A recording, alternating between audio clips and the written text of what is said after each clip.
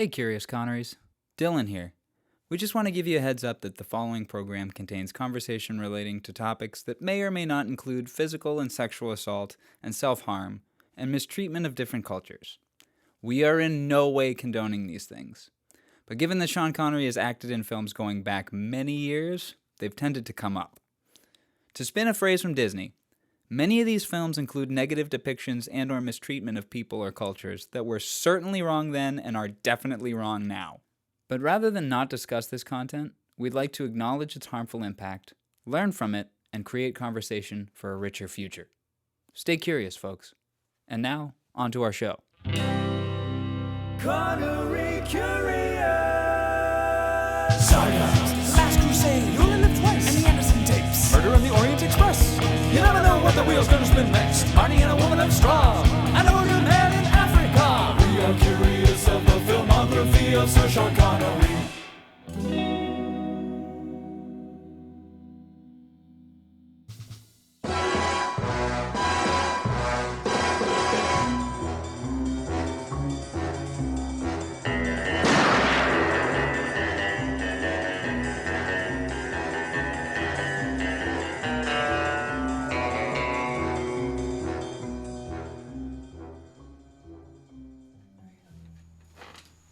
Okay.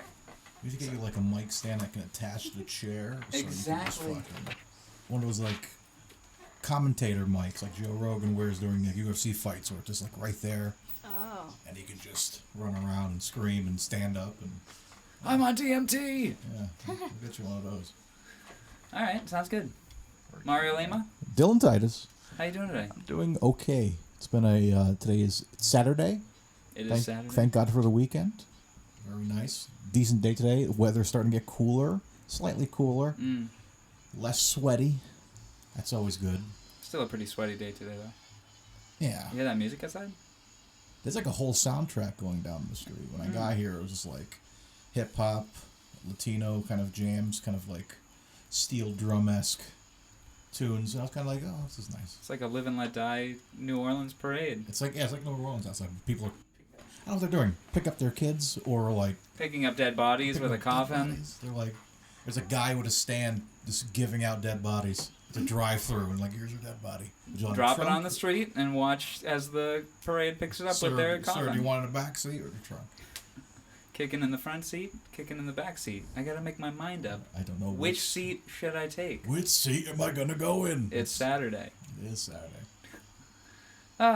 Well, welcome, folks, to a random ramble about the weather, which is usually how we start off every episode of Connery Curious. Connery Curious, the podcast where each week me and Dylan Titus here go through every single film in the very vast filmography of the late, great Sir Sean Connery.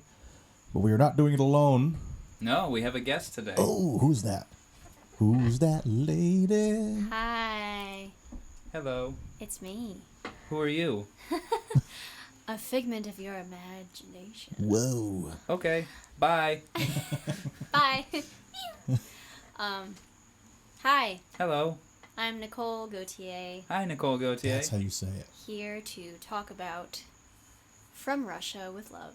Yeah. From Russia with love. Yeah, we haven't given it away yet, but you just did. Oh. No, you're good. You're good. Today's film that we're discussing, as determined by the Wheel of Curiosities, is 1963's James Bond spy classic From Russia with Love. The motorcycles are on our side, guys. Exactly. Yeah.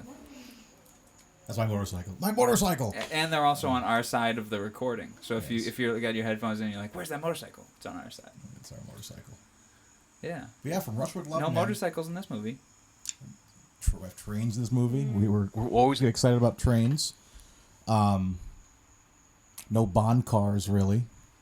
It's like right before the fun begins. I mean, this is a great movie, but like before Goldfinger, you get your Aston Martin for the first time. All that. We get gadgets, but it's like very. This is barely a James Bond movie. It's just a This movie. is a spy movie. Yeah, and like, if this is a one-off movie, I would like be like fine with it. Yeah. I like that it's it is a direct sequel to Dr. No in the sense where we get to see a returning character in Eunice Gayson. yeah, We get to see her. We mentioned that Dr. No was defeated in, like, you know, as an operative of Spectre. So I appreciate that. But as a standalone movie, it's fabulous. It's like it's New Hope. It's like before New Hope. It's a Star Wars before the rest of the movies. Yeah. It's like From Russia with That's Love. interesting. Enjoy it like that. Yeah, it wasn't a franchise yet. This was just a sequel to a film that did pretty well. So, I forget, is at the end credits of Dr. No, there's no James Bond will return in From Russia with Love, is there? I don't think so. It's just the end. Oh, yeah. Because we don't really get the end at the end of Bond movies very often. No. So I think that was like, well, you figure that's the first movie. They're like, think about Iron Man. When Iron Man came out, did they think they were going to go forward with like 20 years? I mean, that post credits. That's true. But was the post credits in the original cut in the cinema? Yeah. I don't remember. Yeah. Well, no one stayed because that wasn't a thing back then. Yeah. You didn't do stuff like that. Yeah. I watched Disney's Haunted Mansion in theaters the other day, and I stayed for the end. I was like, is there going to be an after credit scene? Our MCU's trained our brains to stay for an extra 20 minutes, right, just to see something. I'm gonna actually have you guys switch microphones. Oh. Yes. The seat is very warm now. I'm sorry. I run very hot. He farted in it. I farted. Oh. There we go. Farts. I think everyone sounds a little cleaner now. Okay. No, that's how it is, man. I'm like one of those people. Like no matter what, wintertime, I need like a little bit of air. I need like a fan or something. I'm just always. You want me to get a fan in here? No, it's fine. Okay. I'm just saying in general. I'm the Human Torch. I'm like the Human Torch. Ow. Sorry. Oh, you okay? We're good. Okay. Anyways, what were we talking about? Anyway, From Russia with Love. From Russia with Love. Okay, well, Nicole, welcome to Connery Curious. Hi. It's your first time being on. Is what number guest is this? 4? We had... Yes, Dr. what an No. introduction that is. What? The music? Music. That was nice. We're going to get copyright strikes for that. So we had Chris on Dr. No. Yes. We had Tess and... Mama Jules. And... Preston. Preston, thank you. Nicole. Sean. So this is our 5th guest episode? 5th or 6th. Yeah. Yeah. We've come a long way. Indeed we have. With 32 episodes in, Mario. 32 episodes. I was showing somebody this podcast yesterday. They were asking me about it, and I showed them the wheel. And they said, what do you do when like if you get the same movie again, you just skip it? I'm like, oh no, this wheel was much bigger before. Oh yeah, you cut the movie when it's done. Yeah. So it's slowly, that's like the fun part of seeing the pie pieces get bigger eventually. It's definitely one of the most fun parts of the podcast itself. I'm excited for like the top 10. To see what we whittle down to. Yeah, and it's like see what's left. I still think we should keep Sir Billy till the end. Yeah, no matter what, we're gonna do Sir Billy last. Yeah. I think that's in stone now. It's his last, it's our last. Yeah. I think it's a good fitting. and a bad place to end. It's fitting. Yeah. But going back to this film, Connery did have a kind of last performance associated with this, with the game where he actually voiced James Bond in the game. Are you aware of this game? No. I can show it to you. I have a copy. Yeah, we're thinking about playing it on the channel, so that could be fun. I think we should. Yeah. So the story behind that is that there was a game team designing a James Bond game around Roger Moore. Yeah. And they couldn't get his likeness. So some legal thing. But they were able to get Sean Connery on for the project. And he said, okay, I'll provide my likeness. I'll do the voice, but you have to do From Russia with Love as the plot of the game, which that was his demand, and you're not going to turn him down. And the problem being is that From Russia with Love is not necessarily an action film. Yeah. Conducive to... But they really find a way to make it as actiony as possible. It's very jarring. Like I'm assuming you've seen this movie quite a few times, and you really like this movie. Yeah. Playing the game, you're gonna be like a Harry Potter fan. Like that didn't happen. I don't remember this. You know? I don't remember From Russia with Love starting off with a jetpack circling Big Ben. Yeah. That's how the game Yeah, starts. they take aspects from every Connery, because like the DB5, the car. That's from Goldfinger. Like, we got to put the car in. Yeah, you do a chase through Venice. So I think they did a really good job of associating that. But yeah, so my point there is that's kind of like was probably one of his closer last performances. You know, he was James Bond. That was 2004. Yeah. And Sir Billy was 2012. Shit. I'm really trying to pull here. But League of Extraordinary Gentlemen was 2003. Right. Oh. So... Yeah, I can't wait for that one, man. That's going to be cool to see again. But I have fond memories of that game. It's a fun game. But yeah, so let's open it up with Nicole for a bit. So give us kind of like what's your experience with Sean Connery? Like, I was very intrigued when I heard that you were interested in this, because it is always kind of like an interesting conversation to talk to a female about the Connery era of James Bond. Or Sean Connery in general. Yeah. Given his very public views. Different time. So what's your connection with Connery, and what's your connection with this movie? Oh, I mean, I just think it's one of his best roles as an actor. This is probably one of my favorite Bond films, but it's not at the top tier of my favorites. Ooh, what's your favorite? Casino Royale has to be my favorite. That's a good choice. Yeah. That's a very good choice. 'Cause that's like, talking to my wife as well, where it's like, I tried to get her into these movies, and every time I'd show her one, he's saying something offensive or slapping somebody. I'm like, I'm sorry, like, it's not always like this. Then I show her the Craig movies, and she's like, when's the next one coming out? Can we see the next one? And we went to go see No Time to Die. After we saw it, the next week I saw it, she wanted to go. Nice. And she was like, I love this so much. But you're not about to sit her down and go, Alicia, let's watch A Fine Madness. Yeah, of course. Yeah, no, like, there's a few of the movies that we've been going through, it's like she'll kind of come into the room while I'm like watching them and take notes, and she's like, okay. A few of them got her attention, but yeah, the Bond ones are always tough, which I understand. Like, as soon as you put, like Goldfinger's my favorite one. Here we go. 2 minutes in, man talk. Slapping a girl on the ass. Yeah. And it's like, okay, that's going to turn you off. And I'm like, I tried. He converts a lesbian by flipping her in hay. Yeah. Well, she didn't make it that far.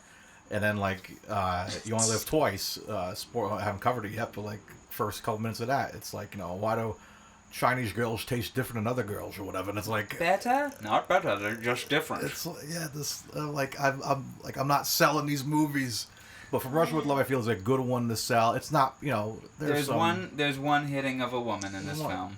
Yeah. But not to defend the action, but you get why he does it in the midst of the story. Like, he doesn't know anything about this woman. She's, like, playing that she loves him, and now a friend of his has been killed because he's involved with this woman.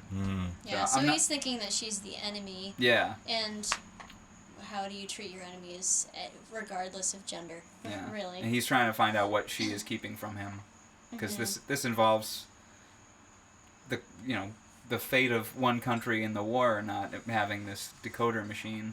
Yeah. So. Anyway, so have you seen any other Connery films? Maybe watched any with me as I do this podcast? You watched Memories of Me with me, but that's not a Connery film. It wasn't even a Connery film. Yeah. What was the one where Sean Connery was the voice of the dragon? Oh, Dragonheart. Dragonheart. Yeah, you watched that with us. With me, yeah. So, bits and pieces, I think I did. That was a trip. That was a fun one. A trip. It's a very fun one. I like Dragonheart. That was a fun watch. It was a good movie. Yeah, we had to we got to see Lupin in there as the bad guy. David Thewlis. It's like so many Harry Potter people in these movies, which always is interesting to see. Our friend Eric got all excited that we covered Dragonheart. He says he's a big fan of the Dragonheart sequels. Edibles, Eric? Yeah. Wow. So he really loves the Dragonheart sequels. Yeah, I didn't know there was like a cult following for Dragonheart. He's like, yeah, there's one with Patrick Stewart. What? Yeah, we were going through the sequels. Right. One had Patrick Stewart. One had Helena Bonham Carter. Oh yeah, there's like a whole franchise. Yeah, there's like 4 or 5 of them. Yeah, I gotta watch those eventually. Do we have to? The Patrick Stewart one I'd like to see.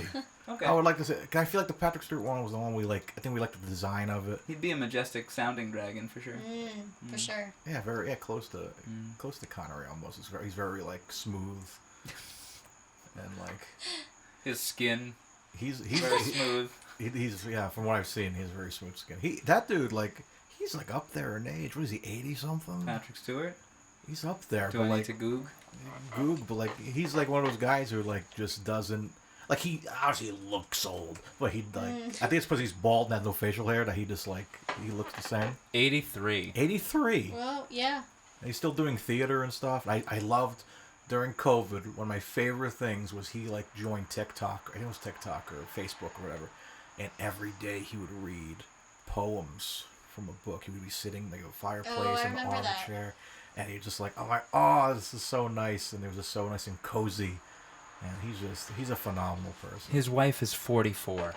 Really? Yeah. Look at Patrick Stewart playing. Well, go him. Hey, go him, man, you know? And she's kind of a fox. Oh, I thought that was, she looked like, Go Patrick Stewart. she looked like Liv Tyler from far away, but not that picture. Oh, look at that. But look, they look like they're the same age. What? No. Yes. No, she looks like she's, 45. He looks like he's 65. I mean, in the neck. But 65 for 83, that's not bad. Maybe. Yeah, I mean, Welcome It's to love. yeah, love is love. Age is just a number. Exactly. Welcome to Stewart Suspicious. Is that like his? How many wives has he had? I feel like he was like married to. I'm sorry to talk about Patrick No, Stewart. it's okay. We're gonna but, find like, out how many wives Patrick Stewart has How had. many wives? 3. Okay. Sheila Falconer. Whoa, Sheila Falconer. Whoa. Wendy Noyce. Noise. And Sonny Ozel. Okay. All right. Get it, Patrick Stewart. Go, Patrick Stewart. Get it. Do your thing. Anyway, So from Russia with Love. from Russia with Love. Wolf. We were hoping for it. I shouted it out as what I wanted to see next on the wheel, and then the wheel graced us with it, Yeah. which was insane. Because now we've completed like the first like trilogy of Connery Bond movies. Because the first we did Dr. No, Jump to Goldfinger, Russia with Love's the last one. So I think it's kind of nice to kind of see, the To comparison. jump a little bit more, you hope we get Thunderball next? No, it's too close. Too close?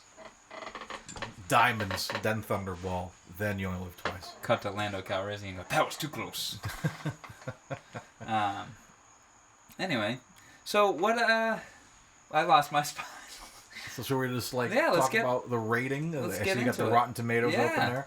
there. Looks fantastic. So we have a tomato meter of 97% and an audience score of 84%. I disagree with that. That should be a solid 100%. Oh, I disagree with Because that. goddamn, that's a great movie. What do you think, Nicole? Do you agree with these numbers in any way? Audience score, I think that's a little high as is, actually. Really? Yeah. Really? Mm-hmm. Really? Yeah. Okay, we'll I mean, get into there's it. a couple scenes where I'm like, wow, I mean, I would think that it would get judged on, like, action, like, amount of explosions, and sex. Like, these are the things I think That's the film page that make. Rotten Tomatoes has is sex, sure, action, yeah, explosions. I What? think that rating's pretty close. I'd say. I don't think it's. I thought it would be flipped, honestly. I thought the audience score would have been higher. I'm just shocked Well- because everyone like talks. What's Goldfinger? Okay, Check this, Goldfinger. critically, this is a better film. Audience-wise, I get how people would like Goldfinger a little more. 89. And 99 on the 89%. tomato meter. Wow.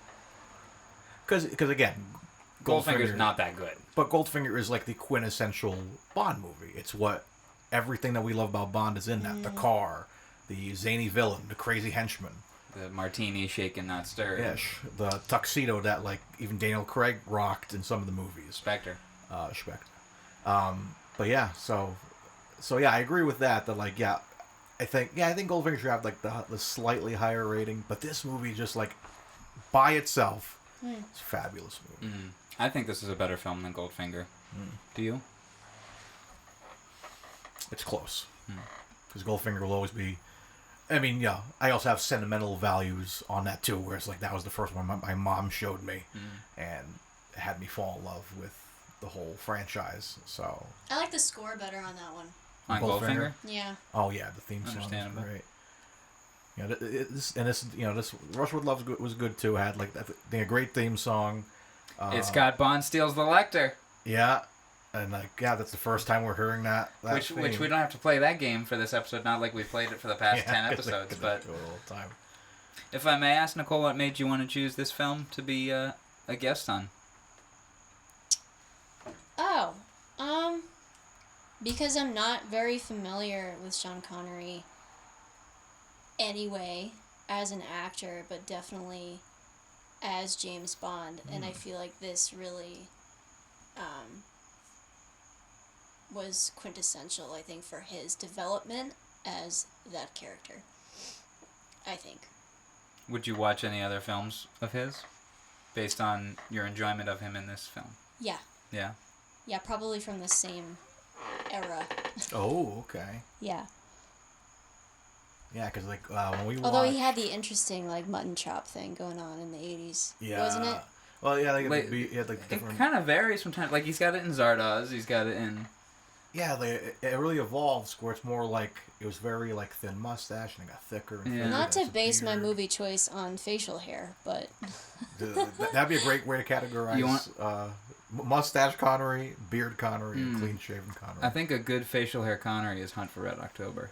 His facial hair is good in that. Oh. Very big, thick white beard. I like him in Man Who Would Be King. He's got the Lemmy. Yes, he does. Mustache. Yes. Oh, speaking of Eric, I need to send him a copy of that film because he keeps asking to watch it. Oh, so that's the one that people. I think we're starting to pass it along that people need to see that movie. It's a damn good film. It's really good. It's a busy night out there. My ambulances. Lots of things going on. All right, shall we get into the trailer voice? Yeah, let's do it. Let's read that that trailer critic, whatever it is. Let's see what we got here. All right, that's a good one.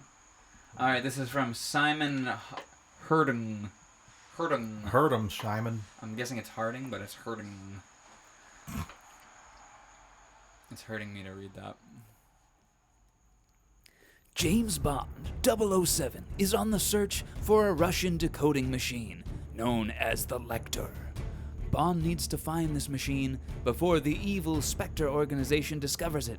While being romantically linked with Russian girl Tatiana Romanova, Bond sneaks his way around Istanbul, while each Spectre agent tries to pick him off, including the overpowering Donald Red Grant and ex-KGB agent Rosa Klebb, who knows all of the tricks in the book, and even possesses an incredible poison-tipped shoe. This description is fucking terrible. Why do they mention that? The poison-tipped shoe as if that's that's the grand cherry finale. on top? I mean, it was a good moment. It was, but yeah, it's not the whole plot. Oh, but watching the trailer, they spoil the whole fight. What? Okay. Yeah, the true good fight part. Come for the espionage, but stay for the poisonous shoe. All right, I'll just read the regular IMDb tagline. There we go. James Bond willingly falls into an assassination plot involving a naive Russian beauty in order to retrieve a Soviet encryption device that was stolen by Spectre. That probably makes more sense. Yeah. Naive. No, Russian she's definitely naive. She doesn't know what's going on. She's not involved. She is not aware of the plan at all. Yeah. She's being told that she has to do this for Russia, but she's not. But she's not actually working for Russia. She doesn't Rosa Klebb is ex-KGB, but nobody knows that. So Tatiana thinks that she is actually doing a country for her service. Doing a country for her service. Wow, Debbie Does Dallas, huh? She thinks she's doing a service for her country. So she is naive. So because if she wouldn't be if she knew that she was doing it for Spectre. Anyway, all right. Shall we? What shall we do now? Into the wiki plot as always. Sure, why not? Do a paragraph. You want to switch off? I can't read from here. Okay. How about that? Could you read that? I'll attempt. Okay, I'll read it. Unless you want to read it. Do you want to read it, Nicole? No, I'm okay. All right, I'll do the reading. This ain't reading Rainbow. Yeah, it's Connery Curious. Reading Rainbow.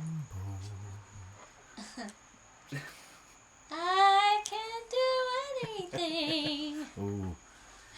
Seeking revenge against MI6 agent James Bond for the death of their agent Dr. No in Jamaica, international criminal organization Spectre begins training agents to kill him before assigning the task to assassin Donald Red Grant. To lure Bond into a trap, Spectre's chief planner, Czechoslovak chess grandmaster Kronstein. I'm like, for a second, I'm like, that's not his name. His name is not Czechoslovak. His name is Kronstein, and he's a chess grandmaster. Devises a plan to have Bond attempt to procure a Lecter cryptography device from the Soviet Union's consulate in Istanbul. Spectre operative Rosa Klebb, a former SMERSH, Soviet counterintelligence colonel, is assigned to oversee the mission and to ensure Grant can carry out Bond's assassination at the right moment. To set the trap, Klebb recruits a cipher clerk at the consulate, Tatiana Romanova, to unwittingly assist in the plan, tricking Romanova into believing Klebb is still working for SMERSH. In London, Bond is called to a meeting with M and informed that Romanova has requested Bond's help to defect to the West in exchange for providing British intelligence with a Lecter. Exactly as Kronstein predicted, M suspects a trap but decides to honor Romanova's request. Before departing, Bond is given a special attaché case by Boothroyd containing several defensive gadgets and an Armalite AR sniper rifle to help on his assignment. Upon arriving in Istanbul, Bond works alongside the head of MI6's branch in the city, Ali Kerim Bey, while he awaits word from Romanova. During this time, Kerim is attacked by Soviet agent Krylenko, unaware that Grant is shadowing Bond to protect him until he steals the Lecter. After an attack on the men while they hide out at a gypsy settlement, Kerim assassinates Krylenko with Bond's help before he can flee the city. What do you think? That's a good place to stop. Stop there? Yeah. That's like a lot of the movie already, kind of. Yeah, we've got 3 paragraphs left. So. All right, so. Let's get into our notes, folks. All right, so I can start here. I think this is our shortest cold open. I believe it is, yeah. It's really quick. Got that It's about maze 2 minutes. sequence Yeah. of we get like what we think is Sean Connery as James Bond With a lot of makeup infiltrating. on. Yeah, because I remember seeing it for the first time. Like, he looks weird. He looks a little prettied up. And then you understand that later it's because he is indeed a decoy for Red Grant to practice his killing. And they mention that later in the movie. Yes, we use live targets also. Yeah. You know, and I like the little ASMR moment of when they pull the mask off. Okay, I have a note of that. It's literally my first note. Unpleasant wet mask sound. I like it. See, you say ASMR, I heard... I like I just it. went, oh god, all the sweat and like mucus. Oh, I just like it's just so, I don't know, to me I'm weird, I think. It's Satisfying. Hey, I mean, that's the thing about ASMR, right? It's weird. Yeah, like, ultimately it's weird. And yeah, because I've seen ASMRs where, like, you know, people like not knocking it, but... scratch it, and that drives me nuts. Yeah. And some people are like, I'll listen to people chew food. I'm like, what? Oh yeah, like the mukbang stuff where Which also sounds like it's animated porn. But it's not, just people sitting there eating food and people just like watching. And I'm like, That's cool, actually man. one of my pet peeves. Like, I don't... People eat. Well, no, not watching people Oh my god. No, just the, like, certain, like, mouth noises annoy the frick out of me. Yeah. Yeah. Or don't mind me, I'm having my vegetables martinis. martinis. Like, yeah, like that. If it's, like, a lot of jaw popping and, like, a lot of, like... You mean like you started this podcast off with? Me? Both of you? Or like whistling. Oh, that wasn't... We were doing...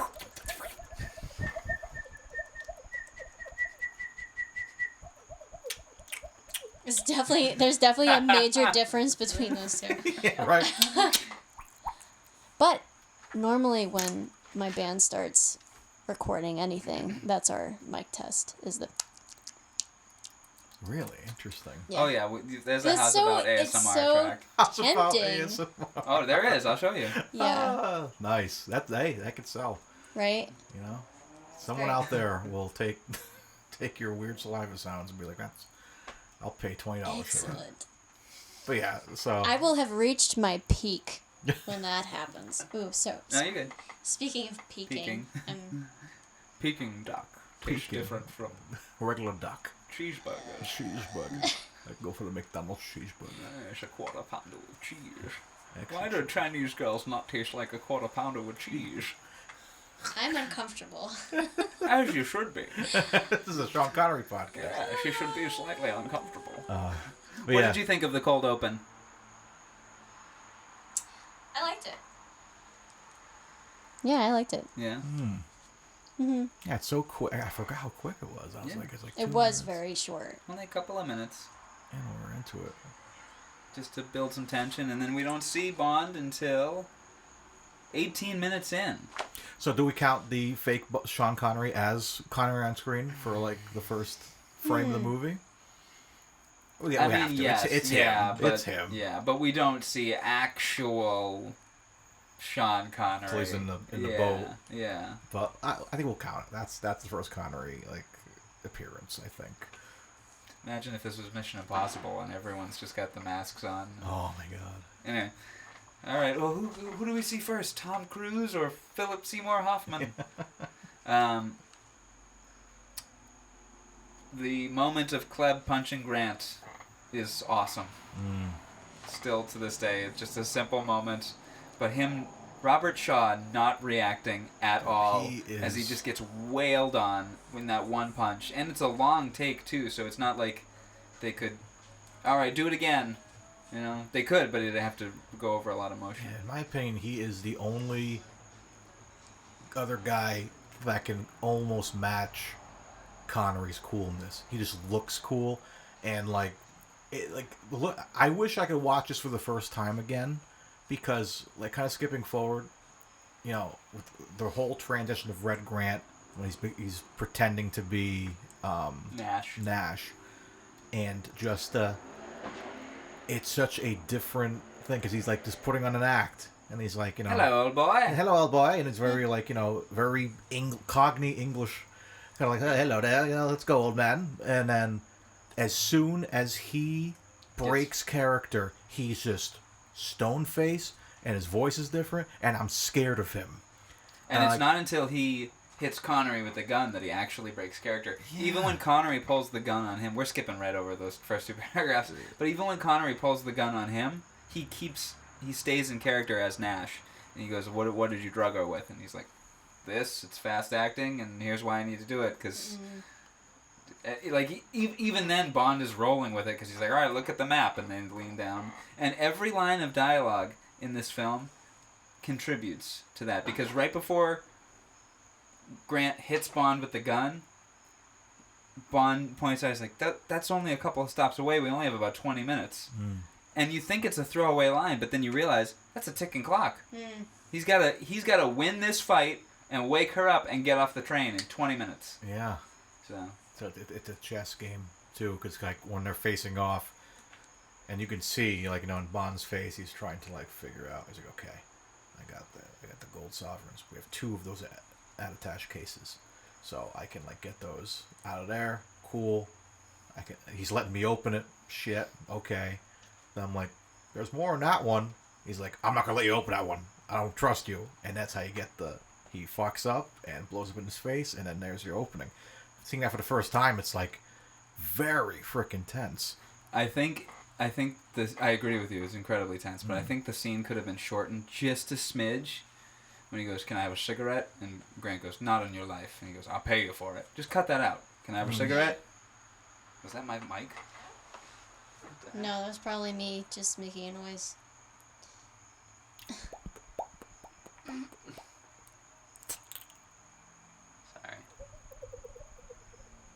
Oh, that was weird. Anyway, so he goes, "Can I have a cigarette?" Grant should just go, "Yes, I'll get it for you."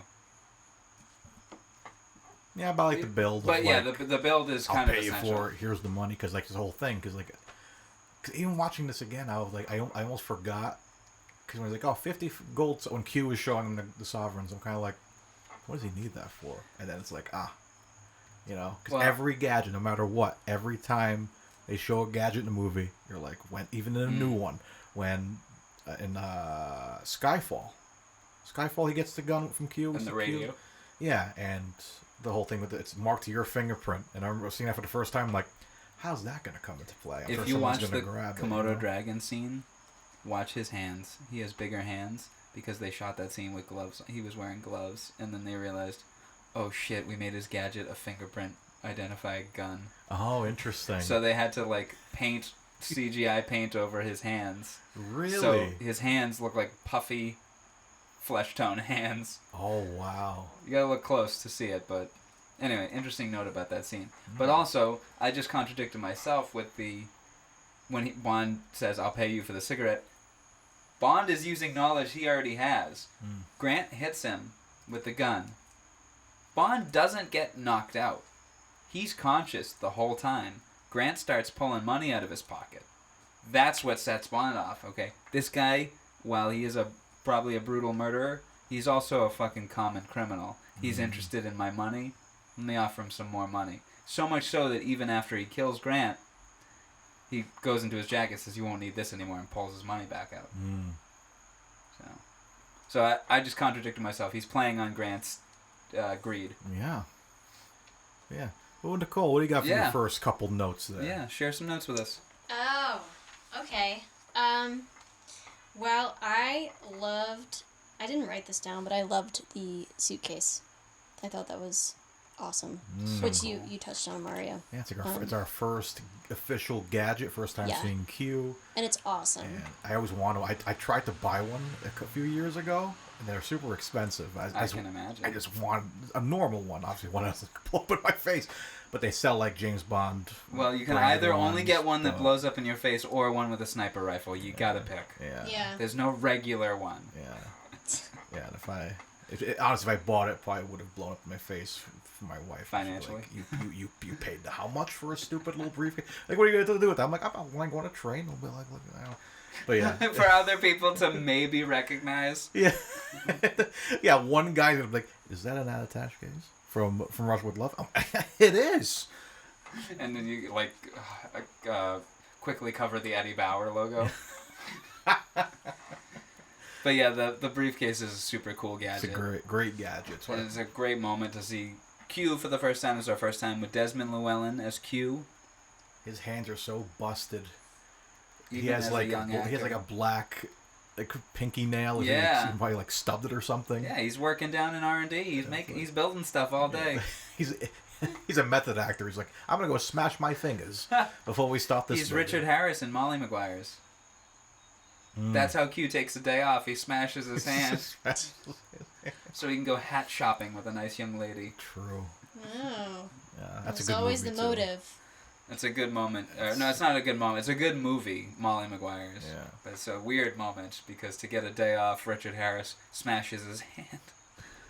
To get a day off from work. I've had that. I've had bosses like that too, where I have to like jump off of a roof just to be like, can I get like one day off? Can I go to the bathroom? May I be excused I've broken from both my working legs. ever? I've got a note that Eunice Gayson, who plays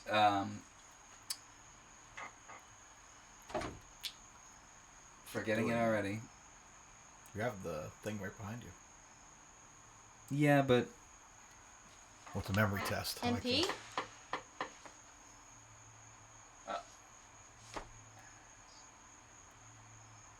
hold on. Talk. Talk more, quick. Oh gosh. Sylvia Trench. Sylvia We got Trench. it. There Her it name is Sylvia Trench. I knew it was a fucking dirty name. Trench? Trench? Her name is literally a vagina pun.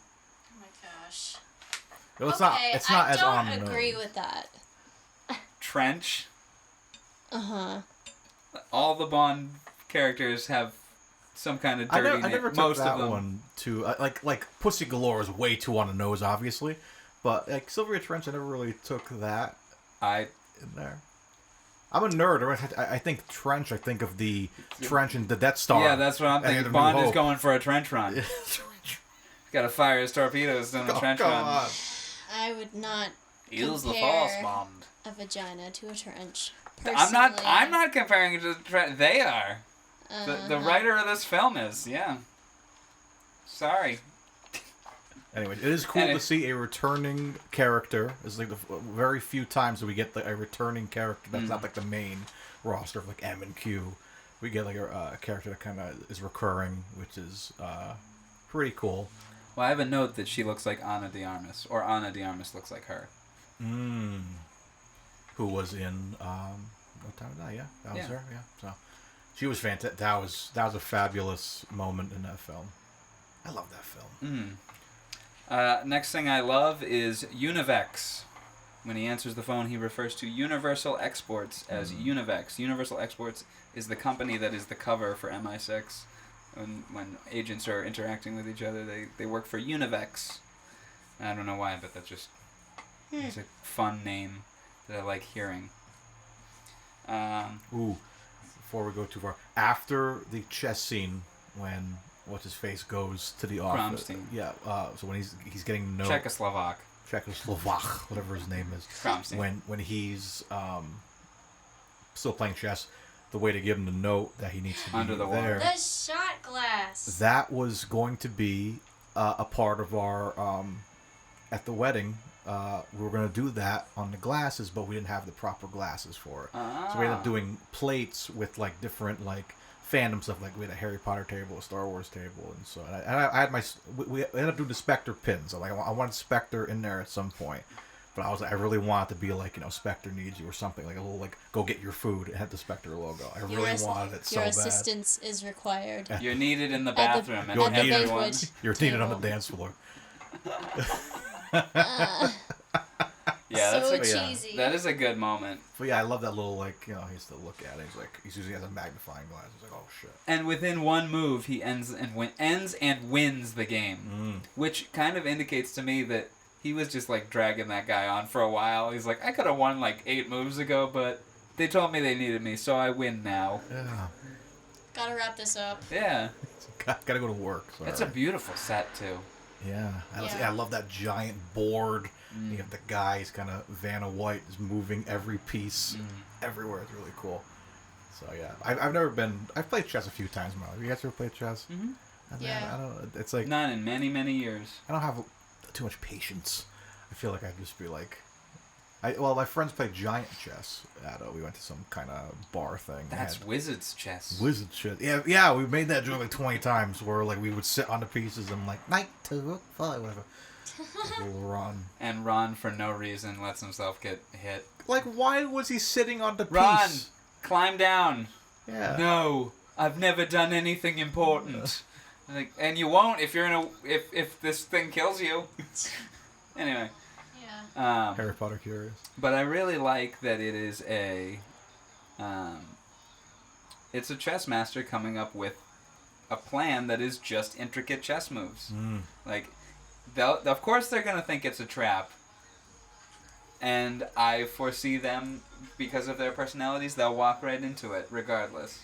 And every single little thing is a chess move. Every step that they take, and Grant's always behind it, making sure that each piece moves where it needs to move. Yeah, it's all chess. It's great, so love that. My next note is for my next miracle, the hat toss. Oh man, and just like tail between his legs, and like I love the awkward. And for my next trick, I also love the following, because the following line is Moneypenny saying, it'll be a miracle if you can explain where he's been all day. And it's literally right after he goes, for my next miracle. And I'm like, oh, like that's really good dialogue, I think. and the instant deflation as soon as he doesn't see M on the other side of the door, and the second he closes the door, he's like, "Oh, sorry." Fun is over. Yeah. Whoops. Yeah, I always love like obviously Moneypenny shows up in all the Roger Moore films as well. That same actress, but I love Connery's connection with her, 'cause it's always like it's the one woman like he really does respect, like this flirtation there. This film is the sexiest the two of them are together. Totally. Yeah. And the moonlight on the Bosphorus. Yeah, let me tell you. Holding her hands, and she's just leaning against his chest. And let me tell you the secret of the world. And goes to like can you guys just fuck right now? Oh, so good. I would watch that shit. Yeah. Moneypenny needed it, man. Though it's a weird moment when he takes Tatiana's picture and gives it to Moneypenny and writes, "From Russia with love." It's like, there's a fine lesbian I want to hook you up with in Russia. Yeah. Like, why is he giving that? But I do like the line, like, M goes, "Have 007 leave the picture. I'm sure he can remember what she looks like." Oh, yeah. Yeah, He's a dirty dog. Well, a lot of that, like, kind of like Moneypenny gets it. It's like, listen, you're a womanizer. She is so not putting up with his shit. Yeah. But understands him probably. But she's like, there's a slight obsession there too, because like there's a scene when he has the camera, he's recording her on the boat, and like, what's his Lecter look like? Oh, that's my favorite interaction in the whole movie. It's like this one time with M in India, and M just shuts the radio off. It's like, that's enough, Miss I Money. want to know that story. What happened? Clearly, Bond and M got up to some shenanigans. It was like The Hangover. He got M drunk. Q was like on a mattress on the roof the whole time. Can you imagine? They're trying to find Q in Las Vegas. Can you imagine Bernard Lee drunk with Sean Connery? That was like and him Connery becoming, like shuffling him along, like as he's struggling to stand. Oh. going to get sushi. And that whole so interaction as well, right before M cuts it off, Moneypenny is sitting there like, kind of getting like. She kinda rushes getting to wet. her office. Like... She rushes to her office to turn it on again, and then M's like, Moneypenny, I'm sure you're listening to this, but you contact him or whatever. Like she's like so like. It's like that. She wants to hear the dirty tales. Oh, she's like into it, man. She's crushing on Bond. And it gives further credence to the Roger Moore's intro in Live and Let Die, where M and Moneypenny go to Bond's apartment, and the whole time Moneypenny is helping Bond hide the Italian woman, because Moneypenny is a bros before hoes lady, and she's like, I'm not letting M catch you with that Italian like agent. Yeah, because she hides in the closet while M comes and gets it. She's a coworker, and so they put M's coat in the closet, and then Moneypenny sees her and is like, M's going to get the coat. It's like Moneypenny's like, I'll get it for you, winking. Because she knows. And like, and she gives a little sly look to Bond, like, I saved your sex for the night. Well, she even says, like, oh, she's a lovely girl, by the way. Yeah. Like, no matter what is it? Get you a lady that's like Moneypenny, man. Right. Like, she's just, like, the most supportive, obviously, not that way, but, like, you know, she's super supportive, and she was always fantastic in all those movies, so shout out to her. Not to sound like a perv, forgive me, but you can tell Moneypenny is a kind of a freak. Because I forget it's either this film or Goldfinger or Dr. No. I forget which one. But Connery goes, what gives Moneypenny? And she goes, me, given an ounce of encouragement. It's like, she's like, can you fuck me now, Connery, please? Like, anyway. Shout out to Moneypenny. So, shout out to forgive me. All of that was said with respect to Lois Maxwell. Slut positivity. Yeah, exactly. She plays it. She's like, and even in it's not Lois Maxwell, but in Goldeneye, Samantha Bond as Moneypenny. She comes in that stunning black dress with her hair all done, and Bond's like, "What are you doing?" She's like, "I was on a date. What do you think? I sit around waiting for you to ask me out?" Yeah, that was a dope moment. So. But she gets to like make out with VR Brosnan and Die Another Day. Oh my god. Yeah, that's a funny moment. Though I will admit it's kind of hot. It is hot. Then you like get the John Cleese comes in. It's like, what are you doing, Moneypenny? Then you realize, like, it's a virtual reality. That's kind of sad, actually. Yeah, right. That's all she does in the virtual reality room. Which also, she probably had to ask Q to make that. Like, Q, can you build a virtual simulation where I fuck Bond? Yeah, right. Interesting. Anyway. You think Q used it for stuff? To fuck Bond, yes. Remember, Bond, I've always told you two things. Give me them cheeks. Always have an escape plan. And give me them cheeks. Never let them see you come. I'm sorry. That's my bluest joke of the night. I'm sorry. Oh, we'll get bluer. Like my balls. Oh, good lord. Well, speaking of, a line I really like is Q goes, and if you I forget the context, because when you turn the clasp, it will explode in your face. Which there's just enough of a long pause, whereas like if you change the context of it, it's like Bond and Q had a bet going where he's like, I bet you can't build a briefcase that explodes and that explodes, and finally Q's like, it explodes. In your face. In your face. Bond. In your face. Suck it. I do like the little, like, when he was like, okay, do you got it? And he's like, kind of chuckles. He's like, I think so. Like, that's the most, like, nervous Bond is. There's a slight second where he just makes sure he's correct, and I feel like if this were any other Bond film, it would have played it for laughs where he goes like this, and Q goes, no. And he's like, I know, I'm joking. What if they reversed... He reversed the, like, levers before he gave it to him. He's like, try it now. And he's like, hey, Em, watch this. And it just blows up in his face. Anyway. It's glitter, though? Yes. In your face, 007. Happy birthday, by the way. It's his birthday present. And one more thing in that scene. That scene is always burnt into my brain because I think we talked about it not too long ago. Like, every Christmas, AMC would always play the Bond, like the 12 Days of Bond Christmas or whatever, and that was always the tagline in the commercials. Like, that's a nasty little Christmas present. They always played that. That was like how they ended every commercial. So, great scene, and we're off to our adventure. There were a lot of scenes in this film where if I took any still frame, I would actually not know that it was from a Bond film. Really? Going back to the comment that this is just a film, you know, like nothing. If you just took a single still frame that didn't have Moneypenny, Q, or M in it, I would have no idea that it's a Bond film. Or Blofeld. Excuse me. I really love the I use a lighter Oh, yeah, that's interaction. I use, do you have a match? I use a lighter. Better still, until they go wrong. Very clever. Very clever. What else you got for notes, Nicole?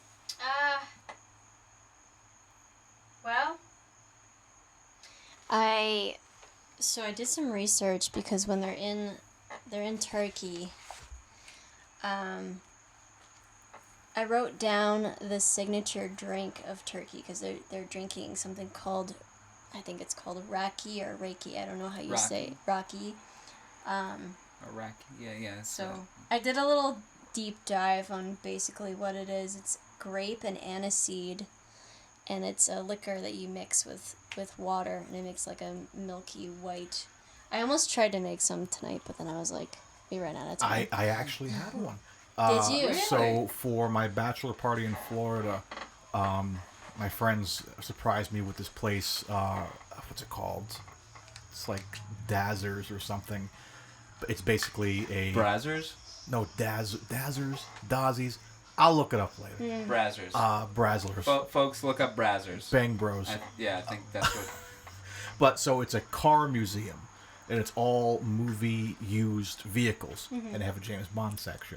And so they surprised me, and we had like a little dinner there. But on the menu, they have drinks in each movie, and that was one of those drinks. That was there. They had the... mint julep. The mint julep from Goldfinger. Of course, I had a Vesper Martini. Wow. So I got to try a couple of those. You must have been drinks. a little lit. Oh, we were lit because I was like drunk and crying because I think I told the story on a podcast, but like so they gave me like a special tour. Because they kicked you in the nuts. No, they kicked me in the nuts with the experiences, man. So they have the whole Bond museum, and there's like gadgets used in the movie.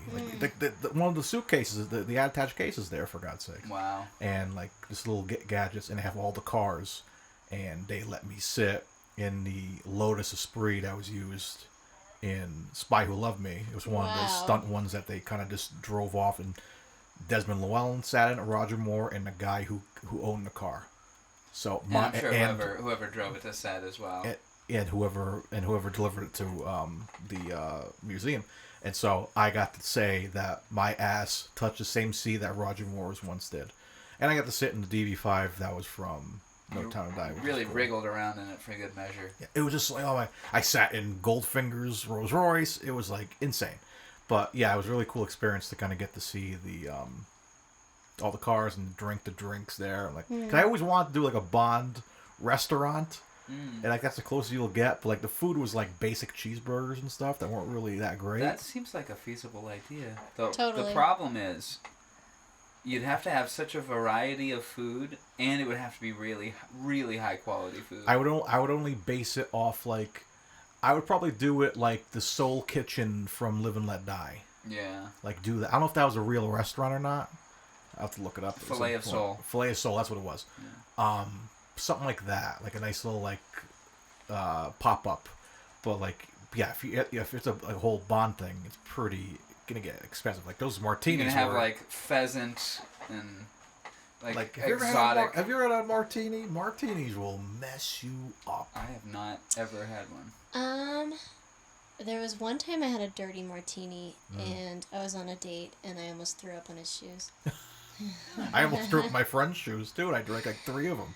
Oh, my Lord. 3 best martinis at a mint julep, and I tried one of those Rushwood Love drinks. Well, I really just wanted the olive and the olive brine and, like, a little bit of vodka. But it was, like, all... I mean, that's how... It's all it is. It's all vodka. Olives. It's all vodka and, like, a spit amount of olive brine.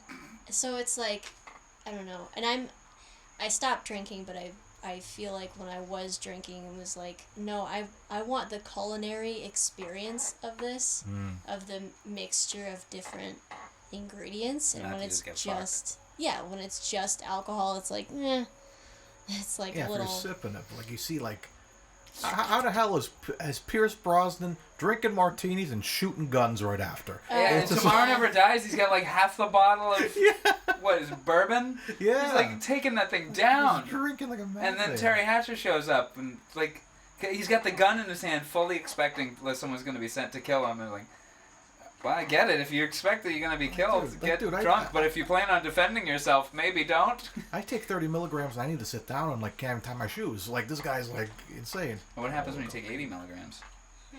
Oh, you remember? I'm sure. Yeah, you remember. I don't remember. I remember some of it. But yeah. So, to come full circle, yeah, that's a very fabulous drink. I recommend it. I have a note. Going from this note. Okay, so the note being, when he gets to his hotel room, and he's checking for bugs and such. And they're blowing the James Bond theme song. That's my note. The 007 theme is going so hard. And then, to top it off, the mixing goes up and down and up and down. The volume is so weird. That. But it goes so hard, and you're like, he's just inspecting a room. But to go back to the chess comment, that's how close... You can pull that closer if you need to. That's how close of a game of chess this is. Kronstein knows. He's like, okay, we're going to give him a hotel room, and we're going to bug it, because he's a secret agent, so he's going to check that it's bugged. And when he sees that it's bugged, he's going to ask for another hotel room. We're going to say the only one we have is the wedding suite. And because it's the one... Because Connery... Because Bond will think the wedding suite won't be bugged, he'll take that, but they've got a camera in there. It is chess. It's truly chess. Really is, yeah. Like only Kronstein, as the planner, would have known that. Okay, we set up a fake room for him to turn down to send him to the real one. Like because you can't expect him to go into a room and be like, yes, this is totally fine. Let me just kick back and not investigate at all. And he does that in the first film too, Dr. No. So it's kind of like a nice little callback. It's building off of it, yeah. It's like the same thing. They blared the Bond theme on that one too, because that's all they had. That was the theme song for the first movie. Was the Bond theme song? They didn't have an official theme song. Underneath the mango tree. Underneath the mango tree. Jamaican jump up. 3 blind mice. Yeah. But yeah, one dancing guy. Which one? The guy who's like. Losing his mind. Dancing Man from Dr. No. I love that guy so much. I think I rewound that and just watched it 8 times. It's the best moment of Dr. No. He's so good.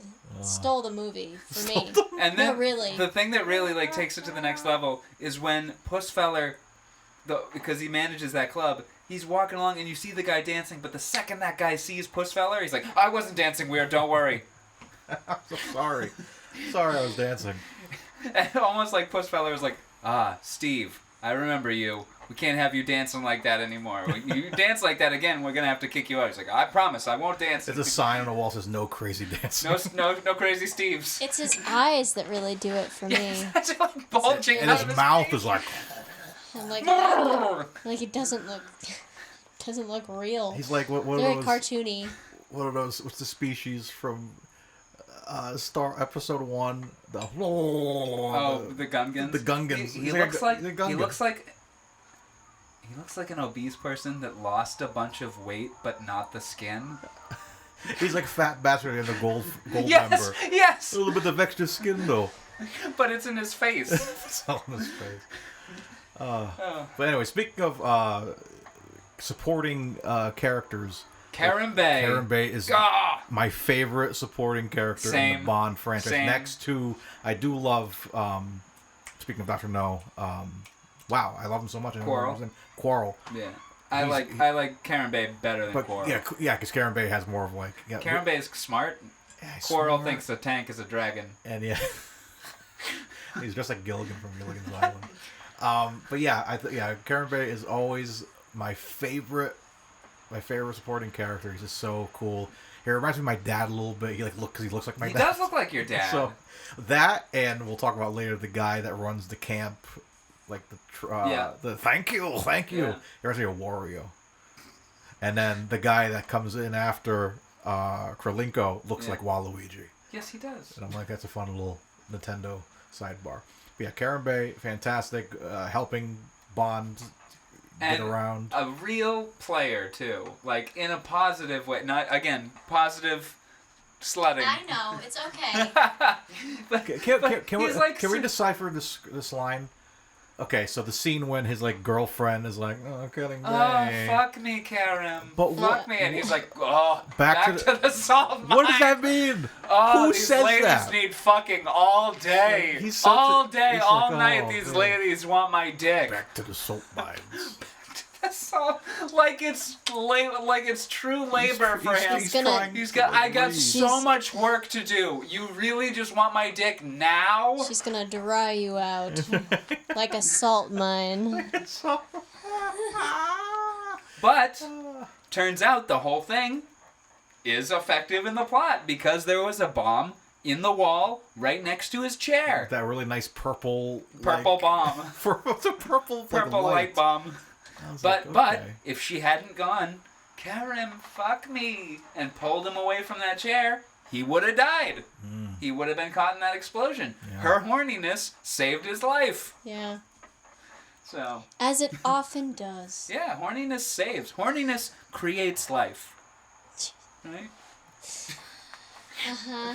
It creates plot devices. Exactly. But, yeah, so he's fantastic, and like So- the ladies love him. Back to the salt mines, I think, is him going like, I'm trying to work How many times a day do you think they fuck? a lot, I think like 5 times a day. probably. Like- The dude's got like 12 sons that are all working true. for him. Everyone in my business is my son. And later in the movie, Bond gains a father. The guy's like, "Thanks for saving my camp. You're my son now." Yeah. Like, cool. That's like cool. I mean, I work for you now. I don't understand. I wish he came back and like was actually like a father figure to him. Well, you know what the reason why he didn't come back, besides the fact that he's killed in this film. Do you know why the actor does not return? No. They had to film his scenes real quick. He died about 2 weeks after he filmed his scenes. Wow. Yeah, he had terminal cancer.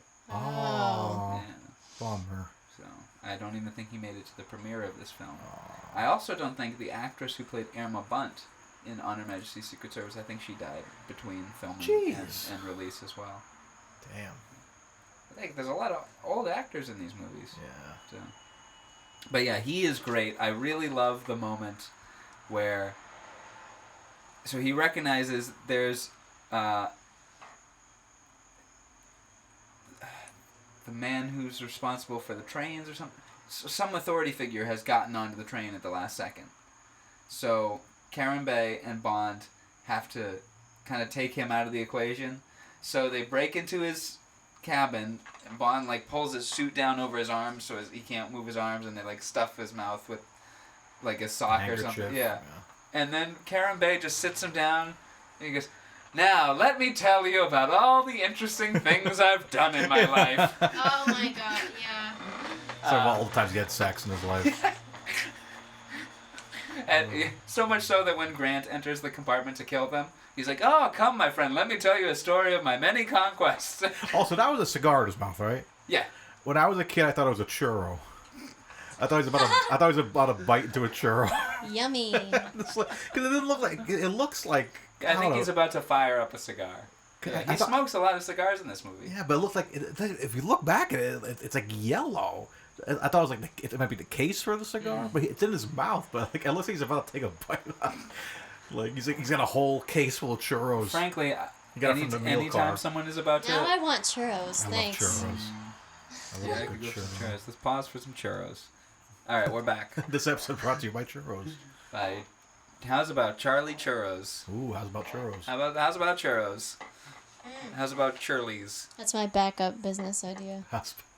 That'd be if you did a pop up. How's about churros? It's like a little cart, and you guys sing, and you just We sing and hand out churros, and that's That'll how be we $3.95. how we get funding for our album. there you go. If you gotta find an inexpensive When you churro do shows, you guys can like pass out churros. have a churro cart, or like one of those little heaters, like a hot dog cart. yeah, or car, yeah. Yeah, Little Yeah. umbrella, exactly. Hmm. Churro little cart. PA at the bottom, and you guys. This is can- not a bad idea. I'm just saying, we come up with great business ideas on this podcast. Oh yeah. Some gems to be found here for Like sure. the Indiana Jones episode, we like thought about that amazing theme park idea. We could open up the temple as a like amusement thing. I think we should also, we've come up with a number of T-shirt ideas as well. I still got the Poirot. I got the Poirot. What's What was it? Poirot? Poirot. Which will I have the design and I was people- listening back to that episode the other day as we were discussing, and it is I can't say it. hilarious. And the moment that really, I almost peed myself re-listening to it, because we go through the shtick of getting you to properly pronounce Poirot, and then you go, portrayed by the great Albert Finley. And I go, Finney, and you go, ah! Oh, what a terrible time. Speaking of that, Terrible, that was a great oh, time. that was great. But great segue. The Orient Express is in this The movie. Orient Express is in this film. It is it is the train that they spend about a third of the film on, or a quarter, about a quarter Orient of the film. Express music. We were talking about Connery hot sauces. Oh, We were yeah. talking about hot sauces and naming them after Connery films. Mm. There was Is there a Russian a sauce? coffee mole sauce. Mm. Murder on the Orient Espresso. Oh, Oh, I like very that. nice. Yeah. Oh, I Very forgot nice. next time I bring the sauces. Yeah, Mario introduced me to a hot sauce company that works with bands. I think you had sent me Yeah, and the bands will choose a hot sauce and put their name What would on be it. the How's About Charlie sauce? What would a House About Charlie hot sauce be? that. Oh, What notes would it have? there would definitely be G, three different B. kinds of peppers to symbolize the three of us. Oh, okay. So But there was stuff in there like blueberry and, as I said, coffee. So like even other things can get thrown in there besides peppers. If you of feel course, but I'm thinking about the base now. You haven't given me much time to think about this, so now I'm coming up with Let's, We would do- let's talk about what kind of pepper do you chili associate because with? Charlie How's chili. About Chili. How's That's About what that would be the Chili? name of it. How's About Chili. How's about chili?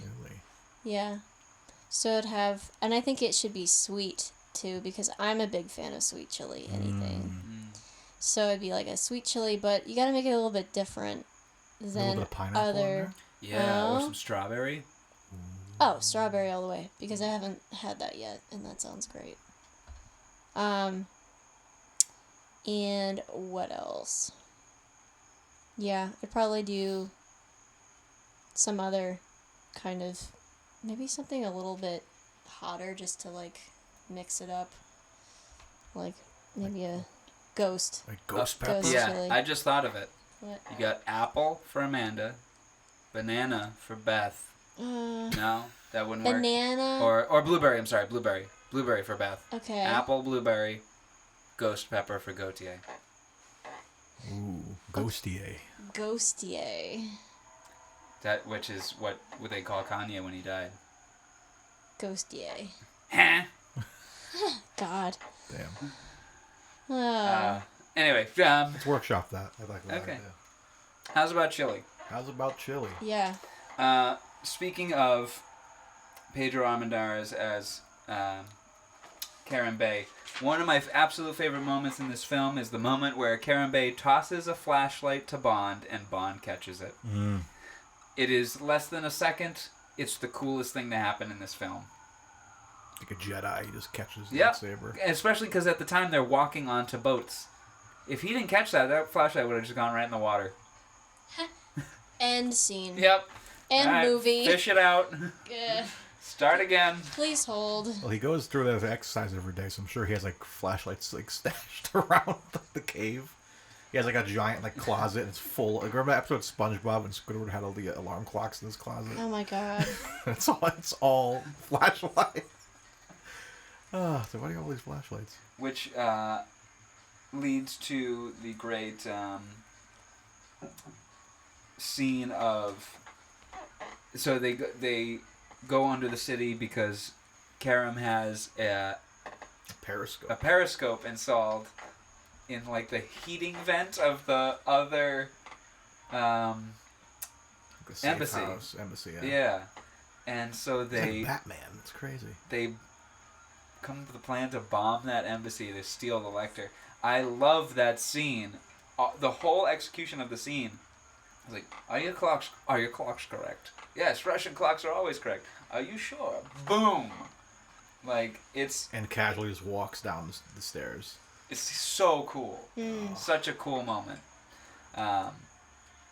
And another one that I always forget about that moment. Rewatching the film, like, oh yeah, this happens. And that's Bond steals the Lecter. That's when the music kicks in. Yeah. Da-da.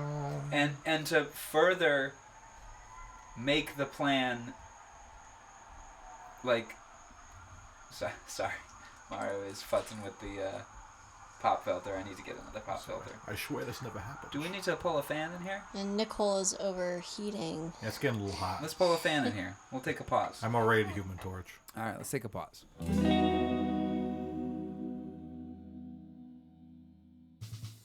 Maybe a Mia sauce would be good too. Which sauce? Like a sauce for Mia. Oh, Like cat collar sauce. huh. A very small sauce. Alright. All right, we're back. And Everyone ready? All right, we've returned.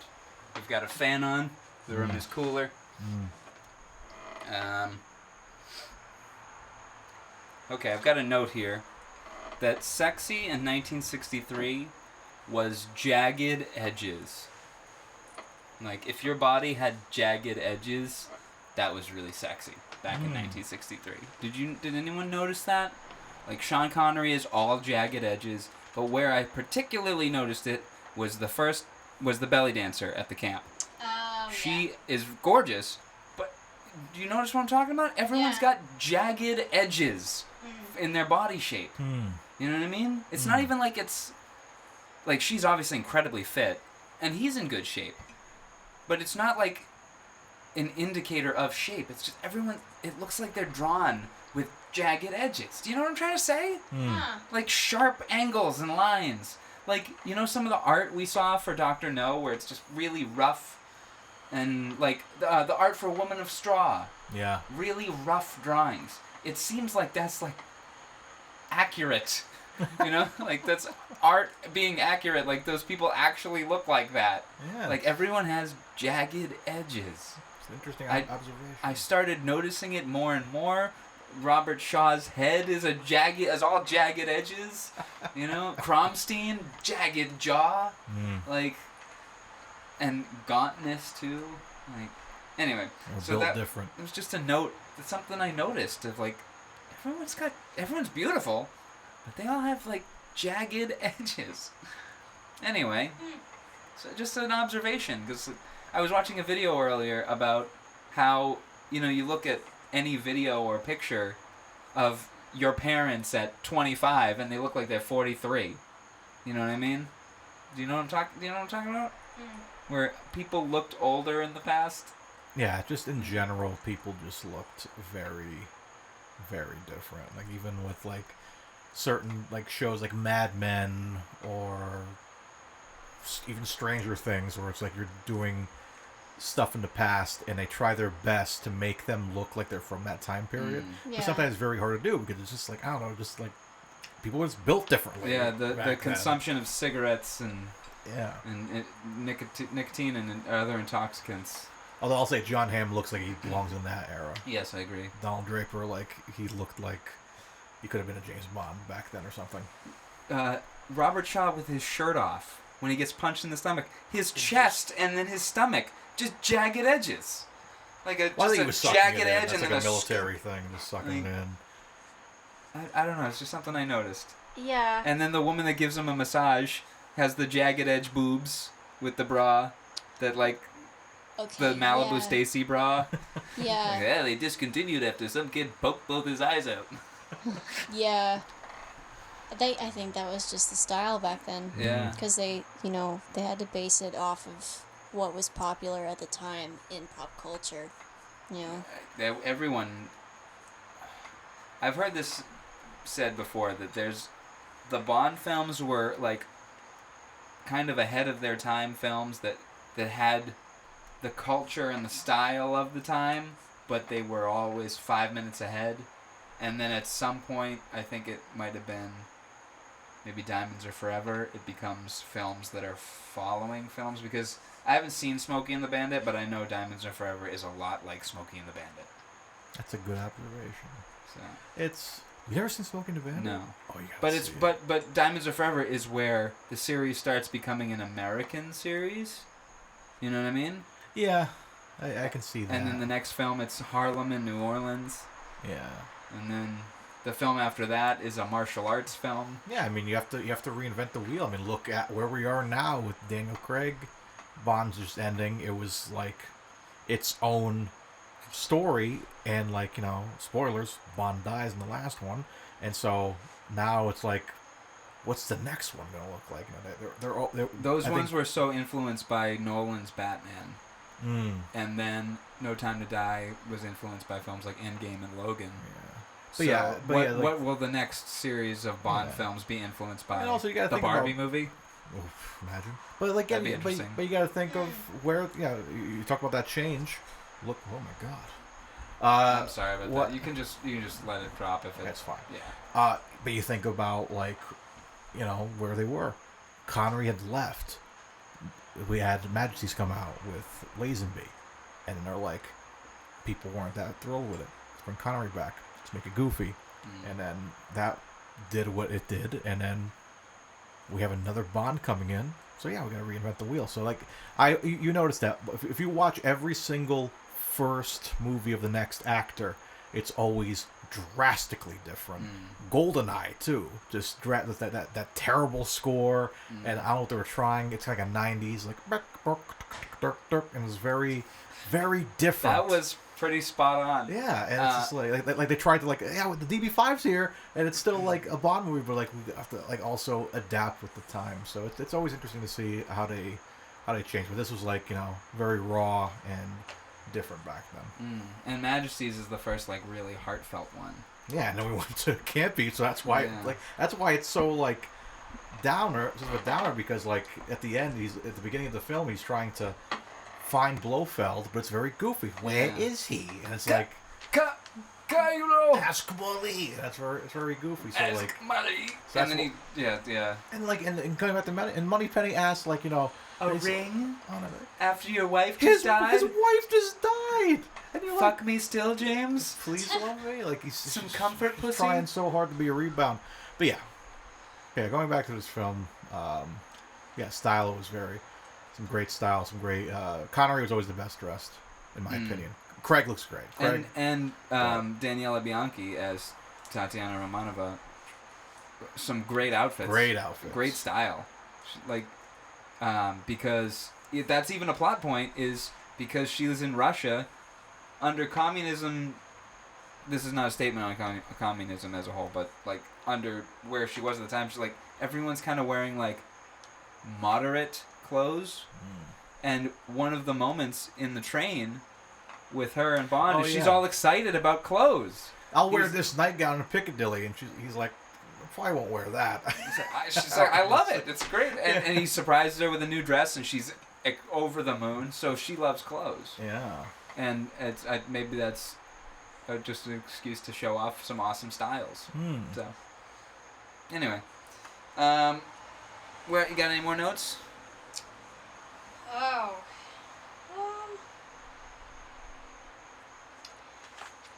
Let's see. I only have 2 quotes left. Ooh, okay. Yeah. 2 notes or 2 quotes? 2 quotes. Well, the first one is from the spike in the boot, but that's towards the very end. I don't know if we want to talk about that right now. Want to just wipe out the rest of the wiki? Honestly, we've been doing great without the wiki. I think I love this conversation. We're just kind of jumping around. Okay. I mean, well, Let's break the rules today. Okay. I feel like breaking the rules. Nicole's here. I feel like we should break the rules. I'm here to break the rules. Let's go. We're assuming that the listener has seen the full film then? Yeah. I feel like we should go through the plot just a little bit. Well, you don't want to give away too much. Well, we kind of, this is how we operate. We read the whole wiki and we kind of just operate under the assumption that... This is like one I feel like a huge percentage, like Sean Murphy's a great example, who's seen all the Bond movies. It's like one of those I think people who are watching, listening, have know folks, if you haven't seen From Russia with Love, we're just going to we've already been doing full spoilers. We always do full spoilers, pretty much. But I guess we'll just let it go on the wiki. You can just let that thing drop. It's okay. Mario is struggling with that pop filter. Pop socket. Pop socket. Pop I socket. gotta get one of these ones and put them on there. Yeah. So yeah, I guess we'll just forego the wiki and just describe everything in the film. Yeah. From our own perspectives. Yeah. What do you got? So you're talking about the knife in the boot. Yes, the spike with the venom. That is such a good moment. I love how he says 12 seconds. One day we must invent a faster working venom. Like 12 seconds isn't fast enough. Yeah, like right. watching him go down. Just like, that could have been done a little bit quicker. I'm like, wow, that's savage. It's some evil. That is the evil Tough. of Spectre. Tough. The last one was 13 seconds. Way too long. Too long. Too Well, long. As is 12 seconds. Too long for and me. I on that, after Blofeld says that line, I rewound it and counted. It's 12 seconds. Oh, yeah. Yeah. Which makes me think that line wasn't said on the day. They just, that's because all of Blofeld's lines are overdubbed by a different actor. Yeah. It's not the actor in the chair is not the one saying. How those long lines. did it take for the actor to go down? Yeah. All right. 12 seconds. Let's cool. make that a that's, line. That's what the line is. So. Huh. But it's a great moment. That shoe comes back in Die Another Day. There's a And scene. Pierce Brosnan sniffs it. Yeah. But it's like, And he goes, ew, and puts it down. Well, why does Q have that shoe? Well, so Die Another Day is the 20th Bond film, and it came out on the 40th anniversary of Dr. No, or 40 years. So Dr. No was 62, Die Another Day is 2002, and there's a scene where he goes into Q's lab. And Q just has a bunch of gadgets from all the other films. He gives Bond a watch and goes, "That's your 20th, I believe."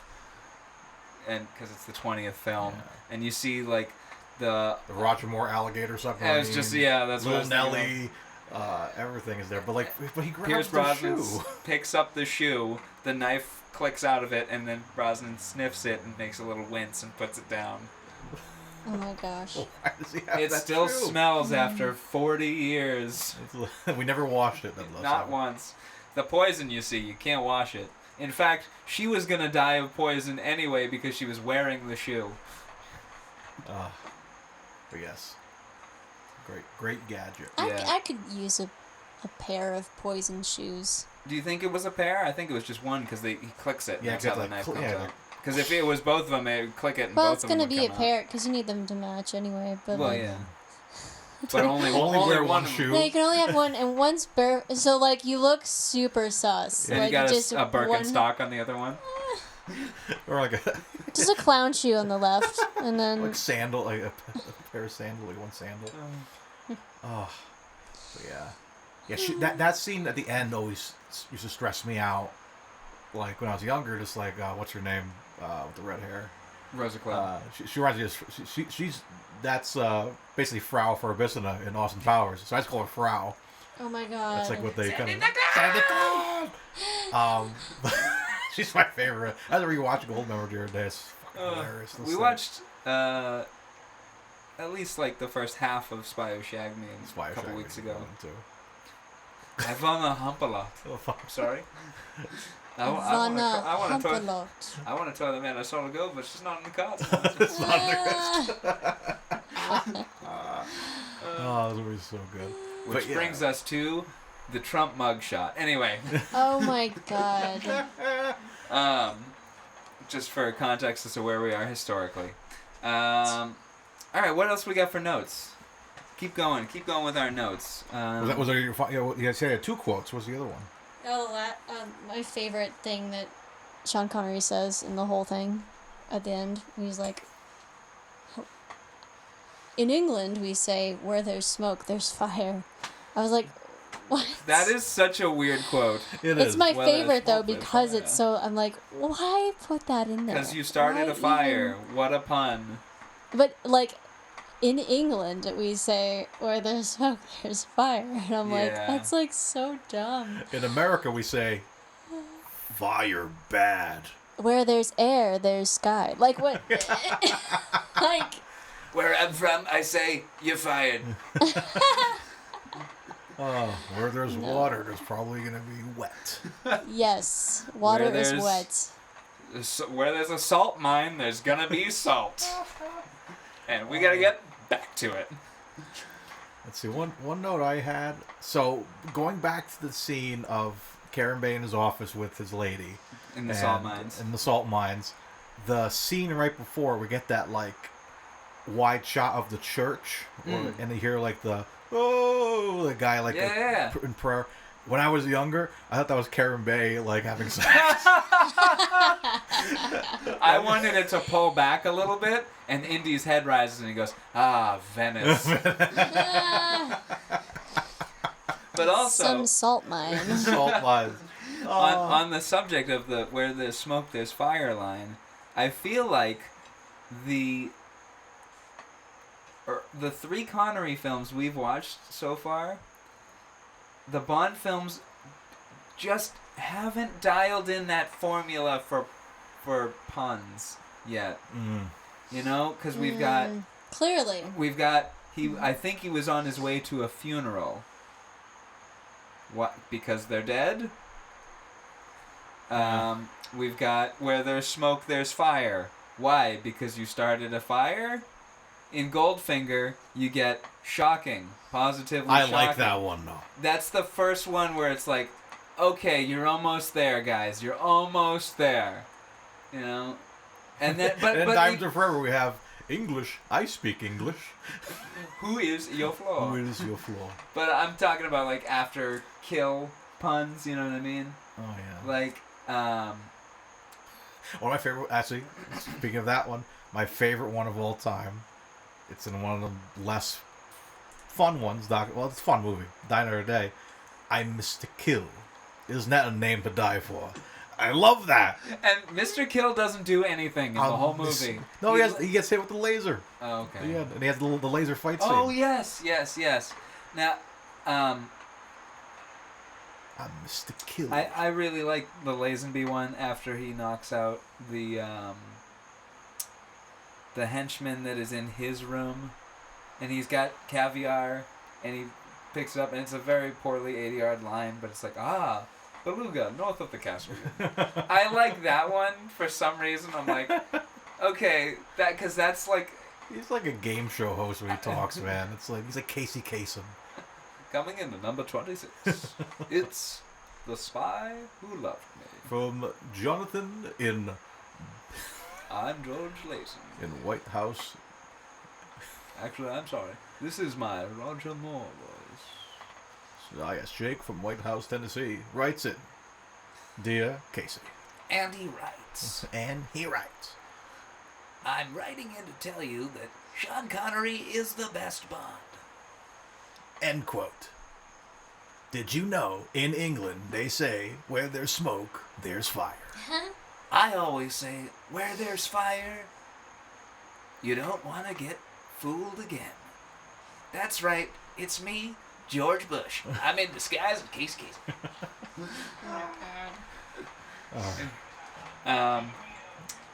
What else do we have? Should we do our ratings?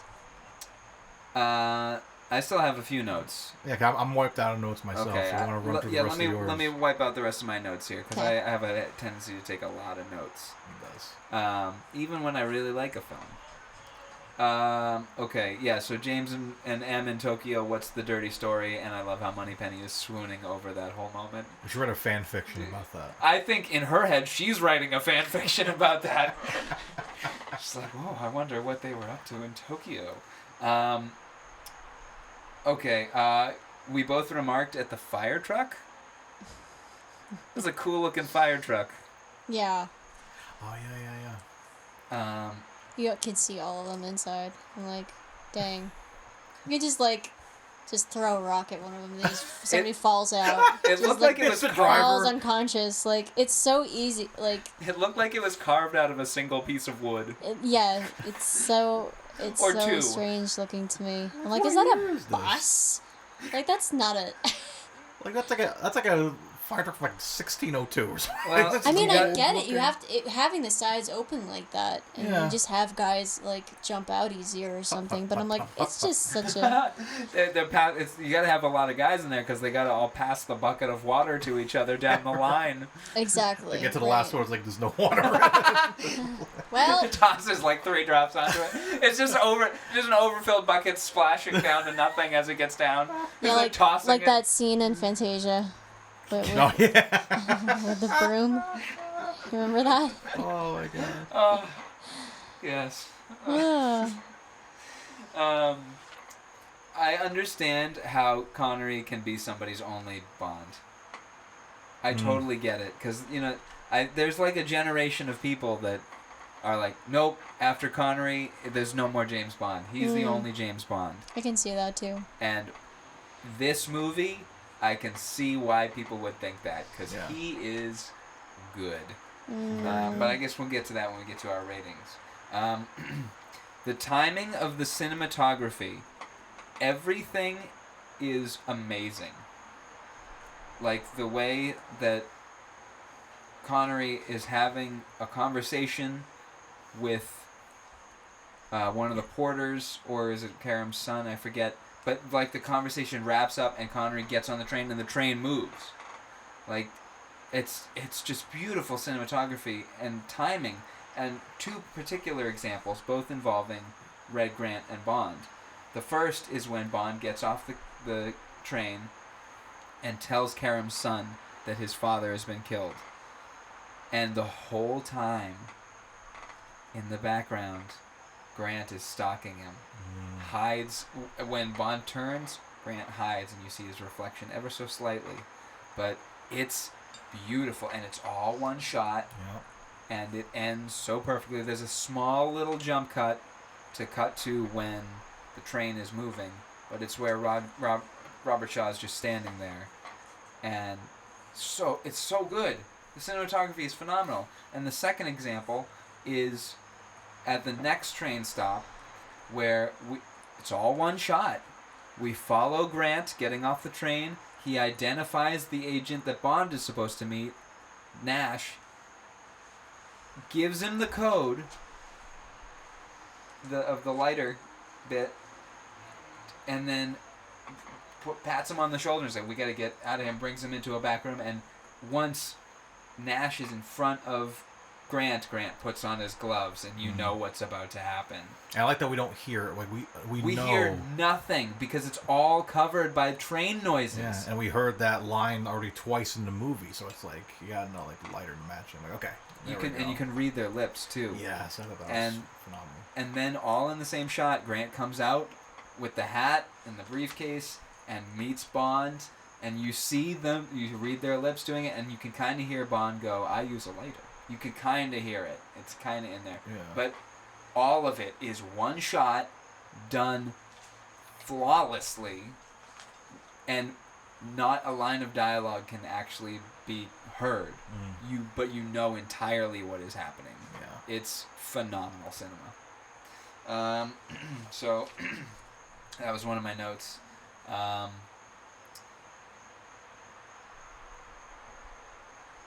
Daniela Bianchi and Sean Connery actually have really good chemistry. Do you guys think so? I believed it.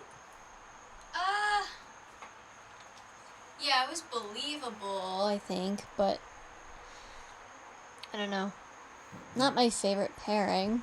I really thought him and Sylvia Trench had a really good, like, that's a boyfriend-girlfriend kind of vibe there. I haven't seen you in 6 months, trying to rip your shirt off, and like, leave me alone, you're annoying me, and stuff like that, like, playful. Please, Bond, come fuck me. That's every... Sadly, you know, I mean, as we talk about in our intro, things change through time, but it seems like every woman in this film is in some way trying. It's of the time. I mean, it's how they sell the movie. It's like, you know, guys, you know, want to be him and girls want to be with him. That's just like, that's how they sold those movies back then. And, sex sells. Yeah. And even the fight between the gypsies is they're competing for the affection of a man. I don't like that scene. So, okay, I do have a note. I want to discuss this. That scene as a whole. How do we feel about that scene as a whole? One, the belly dancing. How do we feel about that? Do you feel that's exploitative? Or do you feel that's just a good representation of culture? Of like, or because in 1963, these films were travelogues. You know, people didn't go to Turkey often. Yeah. You know, so you weren't gonna. You didn't see a belly dancer down your local neighborhood bar. You know what I mean? Mm-hmm. This was fascinating to you, to people to watch. And I, even as we were watching it, I saw you being actively blown away by how good of a belly dancer she is. Yeah, the way she like bends backwards and like It's like insane. It's very impressive, but I'm also, I don't know. I actually would love to take a belly dancing class. Yeah, It looks like it's excellent exercise. It looks insanely difficult. Like so much core work. Not difficult as in impossible, but like strength. The amount of strength it requires. If you move a certain way, you'll pull a muscle. Oh, I can Absolutely. imagine. Especially or, like, leaning all the way back like that. Strain something and then you can't no. Yeah, the way they move. Yeah. But I would still love to take a class, and I do think it's a good portrayal of culture. I mean, maybe not the best, given the time, but considering the time. Do you feel it's respectful to her? Or do you think it's, like, deliberately lecherous or disrespectful to her? Like, I think she's filmed respectfully. I don't think so. Yeah, I don't think it is, because, I mean, yeah. I mean, yeah, I don't think it is. I don't think it's a bad representation. Yeah, I mean, it is a art form, like any kind of music or any kind of performance. Actually, for our honeymoon, with me and Alicia, we did Disney. We did Epcot, and Epcot's like, you have like, you know, the Japan section, Germany, and you get to go around the world. And I forget which section it was. It might have been Turkey, who knows? But they had like a band playing and a belly dancer, and she looked just like the belly dancer in this film. And it was just like, I remember people just being in awe, because again, like you mentioned, where like people don't really get to see that very often, that kind of culture, and you kind of get a taste of the culture a little bit in Epcot. And I remember, like, I think I was there in awe too, and I'm like, of course in my head I'm like, I feel like I'm in a James Bond movie, you know what I mean? Because even the streets, it looked like The Spy Who Loved Me or something like that. All the, like, or what's the one he's in the little cart, little taxi. Octopussy? Octopussy. I felt like Octopussy. The tuk-tuk chase? Yeah. Which we kind of got in Dial of Destiny, too. Yeah, which I love that. Yeah, very, very Bond. I liked Octopussy's more. Yeah, of course. But yeah, so I think that was, like, really good to, it was done tastefully, I think. It was just, like, obviously the girl fight's a little uncomfortable. Yeah, let's move to the second half. How do we feel about the cat fight? I hated that.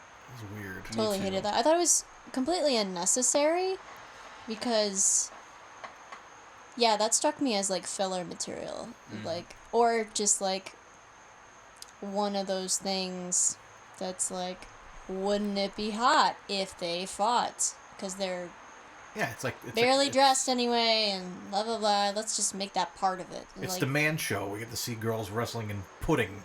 Yeah. And like, And fighting Alicia- for affection too. Yeah. That it Because never. Alicia was watching with me. She wasn't really watching. She was like on her phone, like working on something, and she's like looked up. It's like, what are they doing? Because you heard them like moaning. Yeah, they're moaning Yeah. during the cat fight, and the cat fight is just like Yeah. just the worst moves you've ever 'cause, seen. like, They don't even give them any. They don't even give them the dignity of knowing fight moves Yeah, there's no real like choreography to it. It's just like or indication that they know any form of combat. yeah. It's just goofy. Like times Like, have changed so well. Like as you know, I'm a huge wrestling fan, and wrestling has come so far now where we have a proper women's division that are main eventing shows as well as the men are doing. So back then, everything was all like cat fights and scratching each other and all that for like men's pleasure. But now it's like we get to see like actual athletes doing what they like. So that's like that could have been cut out. Yeah. Could have cut that out. Just have them belly dance, then cut to Verlinko coming in. Yeah. Yeah. Or at the very least, because the fight is interrupted during the big gunfight breaks out during that cat fight there. So at the very least, the second they start fighting, that's when you have it cut to the. It's funny though. You know? Slight spoiler for the game. They have the fight in there, but it's not as like drawn out. It's a cutscene, and when she raises the bottle to go hit her, it shatters because someone shoots it. That's what it should have been. And that's how it looks like they want to do it because she lifts the bottle and the gunfight starts. But like in the game, she's lifting it and it bursts in her hand. She looks up and the gunfight starts. So I'm like, that would have been a cool setup for it. So that's how it should have been. That would have made the fight more, not important, but like make more sense as a setup instead of just like, oh, we got this like fight and then like Verlinko already was like on that. It's like, no, let's watch the fight for like 5 minutes first. Okay, now let's attack. You know what I mean? Like, start now, man. Like, don't be pervs. I have a note on that fight when it breaks. Not the cat fight, but the big gunfight. Bond doesn't seem to be on anybody's side. He is just walking through. Oh, I see 2 people fighting. I'm just gonna knock both of them in the water. With the table. Yeah, he's just hitting people and knocking people over kind of indiscriminately. Oh, I thought there's so regardless of many James Bond fans who like say, oh, he never fires his gun. He fires his gun so much in this movie. Yeah. It's like people always like, he never fires a bullet. I'm like, what are you talking about? But mostly in that scene. I don't think he's very like. Does he in any other scene? Does he actually shoot? In any other scene besides that one? If you count the the helicopter. signal. Yeah, he shoots with sniper, and then the flare gun at the end on the boat. Yeah. So yeah, there's a fair amount of shooting. Okay, yeah. And Pierce Brosnan, like, it's a different person. He's using an automatic machine gun. Yeah, but Pierce Brosnan's shooting everything. But yeah, I thought that's a kind of a fun scene because it is a little bit like campy, somewhat. He's like flipping tables and just like tripping people, and then Verlinko just looks funny because he's just like crazy face with the revolver. He looks like he's about to rob a train. Like he's like the goofy. He looks like Waluigi. It's the first great train robbery. Yeah. I wrote no ticket. I guess there was a point where he's going around checking people's tickets or something. Never mind. Is that a reference to Indiana Jones? Yeah. Yeah. No ticket. Oh, there was a train noise outside as I was watching during one of the train scenes, and it was very confusing. Outside, like in real life? Yeah, in real life. The train station, I guess it's kind of close. Yeah. Well, the tracks are. Yeah, it's the train station's across the street there. Mm. They just put it in. Okay, I really like how Robert Shaw, it's the only time he refers to Bond as 007. That's interesting to me. It's the only time anyone calls him 007.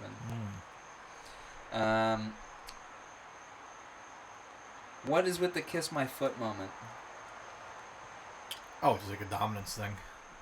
Yeah, that seems weird though. It's like not anything that he's displayed previously in the movie. Like there's no level of sadism displayed. Like he's a killer obviously, but he doesn't seem like a weirdo, you know what I mean? I just really see, like, it's interesting. like this movie would have been appreciated a little more towards the end of like later on Connery movies, because it really does feel like it's kind of like Bond's match. You know what I mean? It's kind of like Wolverine going up against the young clone Wolverine in the last Wolverine movie. Yeah. You know what I mean? So it's like it's kind of like that, where it's like you really meet your match. Who could beat you, but someone who's almost just like you. He's kind of like a James Bond. He's better built. He's just like a totally unit of a person. He's just like a killing machine. Like he's been training to kill this man, James Bond. They're making silicone masks of this guy and putting him in a freaking maze to go hunt. Like, it's like this guy is like, I gotta take this guy down. I gotta be better than him because he took down Dr. No.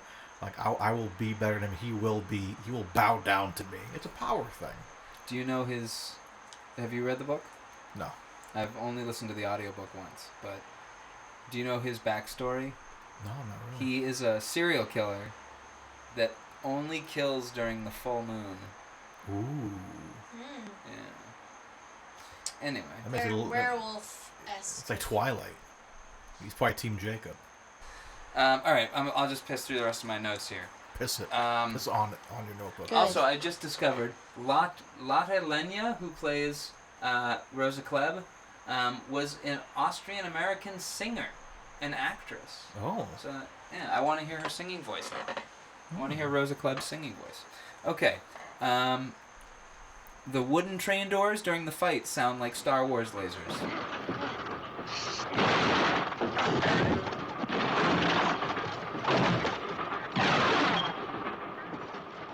Did you notice that? Yeah, actually. Yeah. It's really weird. Some really weird sound like effects.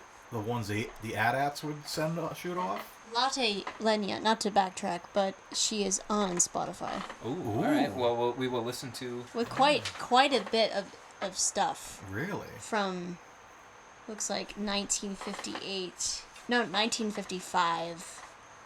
Well, let's punch some of it in right here. You gentlemen can watch while I'm scrubbing the floors, and I'm scrubbing the floors while you're gawking. And maybe once you tip me and it makes you feel swell, and a ratty waterfront in a ratty old hotel, and you never guess to who you are talking. You never guess to who you are talking. Yeah, so the wooden train doors sound like Star Wars. My next note is, who is the helicopter? Like, who... But I wrote it, and then I immediately thought, like, who is it really? Like, are we really paying attention to the helicopter and its needs? Like, is it happy? Is it thriving? Like, who is the helicopter, really? But what I really mean is, like, who is in that helicopter? Like, is it Spectre? Yeah. Were they there to pick up Grant? Like, what... Who was... Anyway, like, who was it? But it's a decent sequence. I really like the running and dodging, and it's obviously inspired by North by Northwest. And it's cool that they actually feature that clip in the Goldfinger title sequence. Oh, yes, they do. Which is really cool. Well, we didn't really talk about that really quick. I appreciate the title sequence because it's kind of like our Zardoz video we put on Instagram. Yes. And that's what was really inspired. We thought about that. It is a projection of the credits. It's really cool. It's perfected in Goldfinger. Yeah. Yeah. So I appreciate it. Those credits were done by Robert Brownjohn. Robert Brown. Brownjohn. Brownjohn. Robert Brownjohn. Brownjohn. Yes. Ron John Silvers. Which, I'm sorry to the family, but man, does that name sound like you just shit your pants. Right? Brownjohn? Yeah. You're like, oh man, I just Brownjohned him, you know? Oh no, we did a Brownjohn. Sounds like they just took two last names and combined them. Because, like, it's not enough to have... It's like a random rapper generator. It's like, let's put your like Brown father's, your son's last name or whatever. It's his name is Robert John Brown, and he's like, nah. Let's switch it up. Yeah.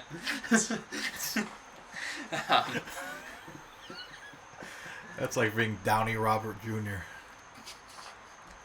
And his name is Robert Downey. Yeah. His last name isn't Junior. Junior Downey Robert.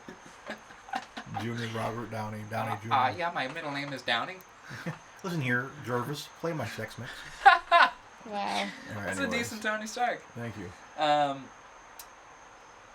Yeah, but who is in that helicopter? Inspector. And then, so you get the moment where Rosa Klebb, where Kronstein is killed by Walter Gatell, who is massive. That man is huge, and he comes back in other Bond films. I forget which ones.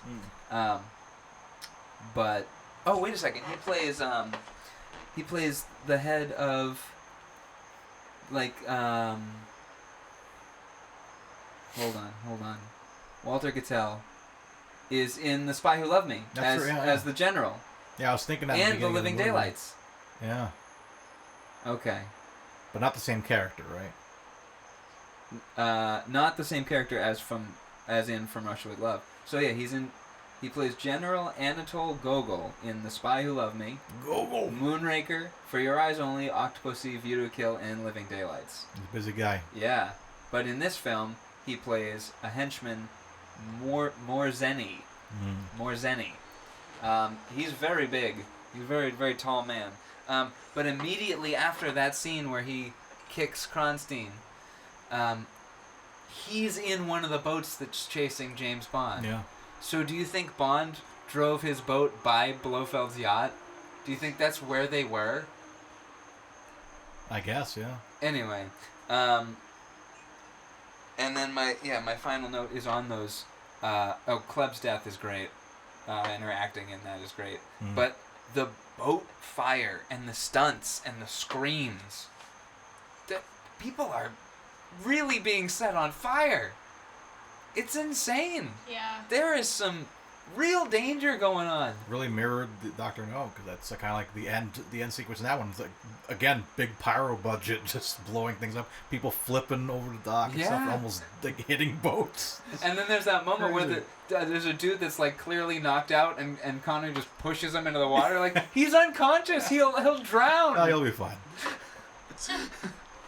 Anyway, so yeah, those are my notes. There it is, man. That's all of my notes for From Russia with Love. Yeah. So now it's time, Mario. At the end of each discussion, we like to do our final ratings of the film. Not only the film, but the man himself. If the SHs and the sexy rating, which I'm very excited to talk about. And sometimes with the Bond ones, we have to rate the theme song, but like we don't have to go too crazy. But we could probably mention it. Oh, what would... All right, let's just give it as a random rating. What would you give the theme song for this film? Nicole? Oh. What would I give?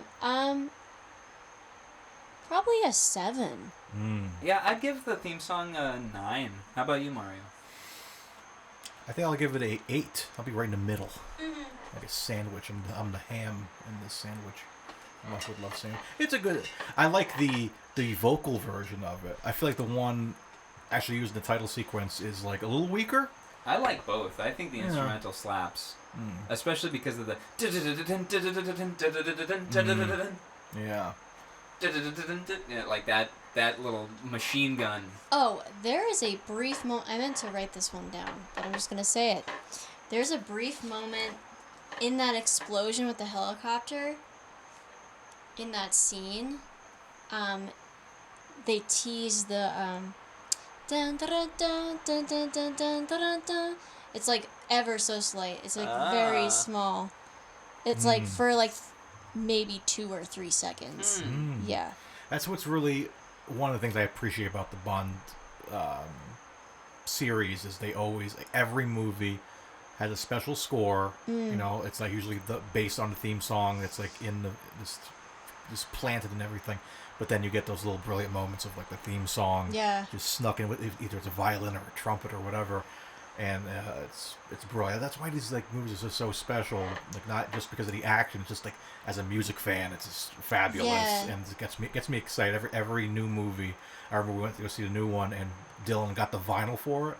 But we didn't want to look at it because we didn't want to spoil the movie because it's really attached to the movie. It's like an audio version of the movie, which is fabulous. So yeah, I'm glad you pulled that out for sure. John Barry is just a great composer for film, and Mario, I believe we both have this on vinyl. This one, yeah. Yeah, because I had a copy of it, and then I ordered some vinyl online that was like a package. that it had a couple of records that I wanted, and it just got sent the whole package, and there was a copy of From Russia with Love in there, so I gave it to you. That's right. So we both have. Actually, do you have the Dr. No and Goldfinger soundtracks as well? Just Dr. No and Thunderball. I have all the James Bond vinyl soundtracks up until License to Kill. Nice. Yeah. So anyway, yeah. So on the subject of vinyl soundtracks, let's talk about the score for this film. What would you give the score for this film, the musical score? I wrote 6.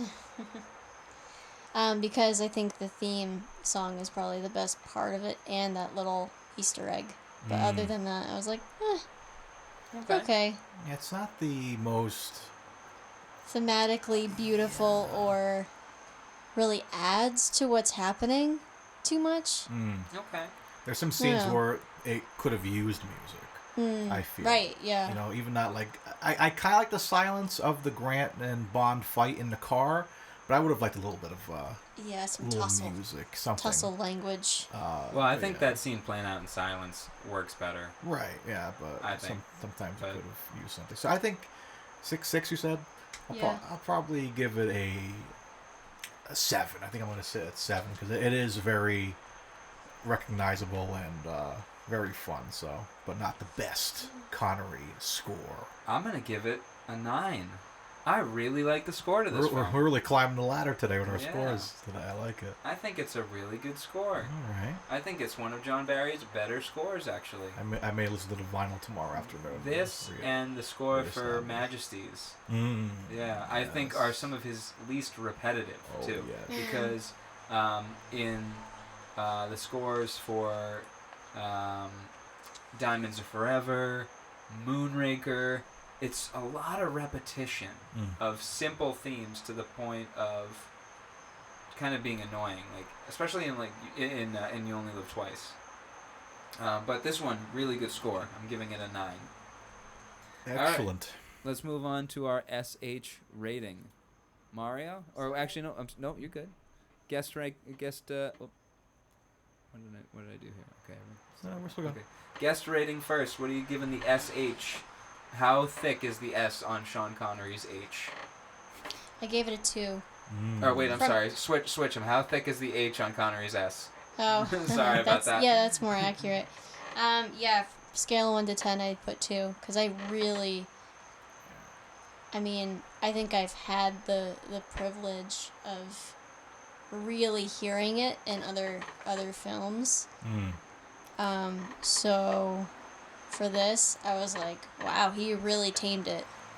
Or maybe he didn't tame it. Maybe it took a while to, like, maybe it's like aging wine. You have to, like, really get that dialect. Yeah. I think if you look at our ratings over time, you see that it gets thicker as it goes. Yeah. I feel like the 80s it starts to get thick. So yeah, young Connery is always going to be pretty low. So I think I'm going to pair up with Nicole here and also say 2. I'm going to give it sorry, you go ahead, Mario. I'll say the only time it's really like Hing is when he's pulling the cover up of the car after the picnic and says, "About that lunch." Now about that lunch. But there's an H in lunch. But it's a thick lunch. I think it's just the Yeah, I don't know, the vowel or something. Like if you say I'm going out to lunch. Going out to lunch. Lunch. And he goes lunch. Lunch. Okay. Yeah, so it's not specifically an SH. It's more of like This is the H. the rounded vowels or the lunch. Yeah. Lunch. It's the mouth shape, maybe. I don't know. He's got a lovely mouth shape. And a lovely mouth shape. Well, I'm going to give it a 0. Okay. Because every sentence I was listening to just sounded like he was saying a clear S, you know? Yeah. Every S there was, it was just an S. Which is really jarring going back to the Russia with Love game because, again, Connery voices it older. So it's young Connery, but it's his old voice. So it's like, we must get the Lecter. Karen Bay. You know, yeah, Connery's old voice on young Connery. It's the same thing with the new Indiana Jones movie. It's like a de-aging scene. Hey, like father, like son, right? Forward with his young face. It's jarring, but... So 0 to 2, I think that's good. Speaking of... Average of 1.33333333. Nice. Now let's get to this one. I'm interested to hear everyone's thoughts. Let's get to the sexy rating. How sexy was this movie to you, Nicole? Oh, God. I put 10. Whoa! No, I mean, he looks so good. Mm-hmm. Oh, I'm sorry. Real quick on that note, I forgot one note that I do have. Connery, after the camp raid, when all the the gun battle and whatnot, afterwards, when Connery is cleaning up with his button-up white shirt that's open to reveal his chest, good Lord, take me now. I know. That little, like, happy trail he's got going on is, like, really... You said it looked like a tree. Yeah, it looks like a tree. It's the giving tree. Oh, that gives enough for everyone. Oh, my gosh. Yeah, no, he just looks so good. You only give twice. Yeah. Yeah. Hell yeah. I'm gonna match you. Yeah. I think because this Super is hot. Super hot. And it's the film itself. It's kind of a train is always romantic to me. Totally. And this even them like first making out and stuff. Like that's kind of hot. I think my mouth's too big. That's the perfect size for me. Or whatever he says. Good thing you have a large mouth because I have a large penis. Oh God. Hey, we work blue on this podcast, Yeah. especially when I show up from We're beyond the grateful grave. we didn't really talk about like when they kill Krolinko, that goofy billboard with the window that opens the girl's mouth. Now, Oh man. quick note on that: the poster that he falls out of is a film called hold on. It's a film called Call Me Bwana. A British 1963 Technicolor farce film starring Bob Hope and Anita Ekberg. There's a hippo on it. I like it. It was the only film made by Eon Productions not about James Bond until 2014, the film The Silent Storm. So it is the only, until 2014, it's the only film made by Eon Productions that wasn't James Bond. Wow. So they were literally promoting another film that they made. Wow. Product in their own placement, huh? film, because I believe in the book it is it's a Marilyn Monroe film. Yeah. So I forget the exact one. Yeah, Kane also added a promotion to another Eon film, making Kurlenko's death happen inside a billboard for Call Me Bwana. Beautiful. I forget what film. I'll look it up. I'll find out which one. You at home look it up because I won't punch it in. There we go. So So what is your sexy rating, Dylan? We're on our well, tippy toes here. I wrote a 7, but after hearing you guys, I changed that 7 to a 9. Really? What's Yep. not sexy about this movie? What's not sexy is that it's incredibly sexy, but I feel like he gets sexier. Yeah, I mean, I don't have a lot to compare it to, as with everything else I have literally given in my ratings and my opinions. I feel like I don't have much to compare it to. All right, So I'm going 9.5. You've convinced me. Dylan, this might be the sexiest Connery Bond film. yeah, I you won't sway me to 10. yeah. I don't We'll think get it's you a there. 10. We'll get you there. I mean, I love George Lazenby. That's probably my Oh, you're Lazenby gal? yeah. Oh my God. Do you think Lazenby is sexier than Connery?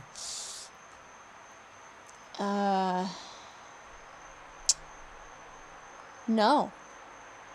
I don't Weren't they think so. both technically models? I know Lazenby was a model. Mm-hmm. But Yeah. like, I forgot. I know like Connery Connor did was a sports, too. nude model for artists at a college. whoa. Yes. Wow. Where are those sketches? What a There's plenty of time. them online. Look them up. We'll do. Okay.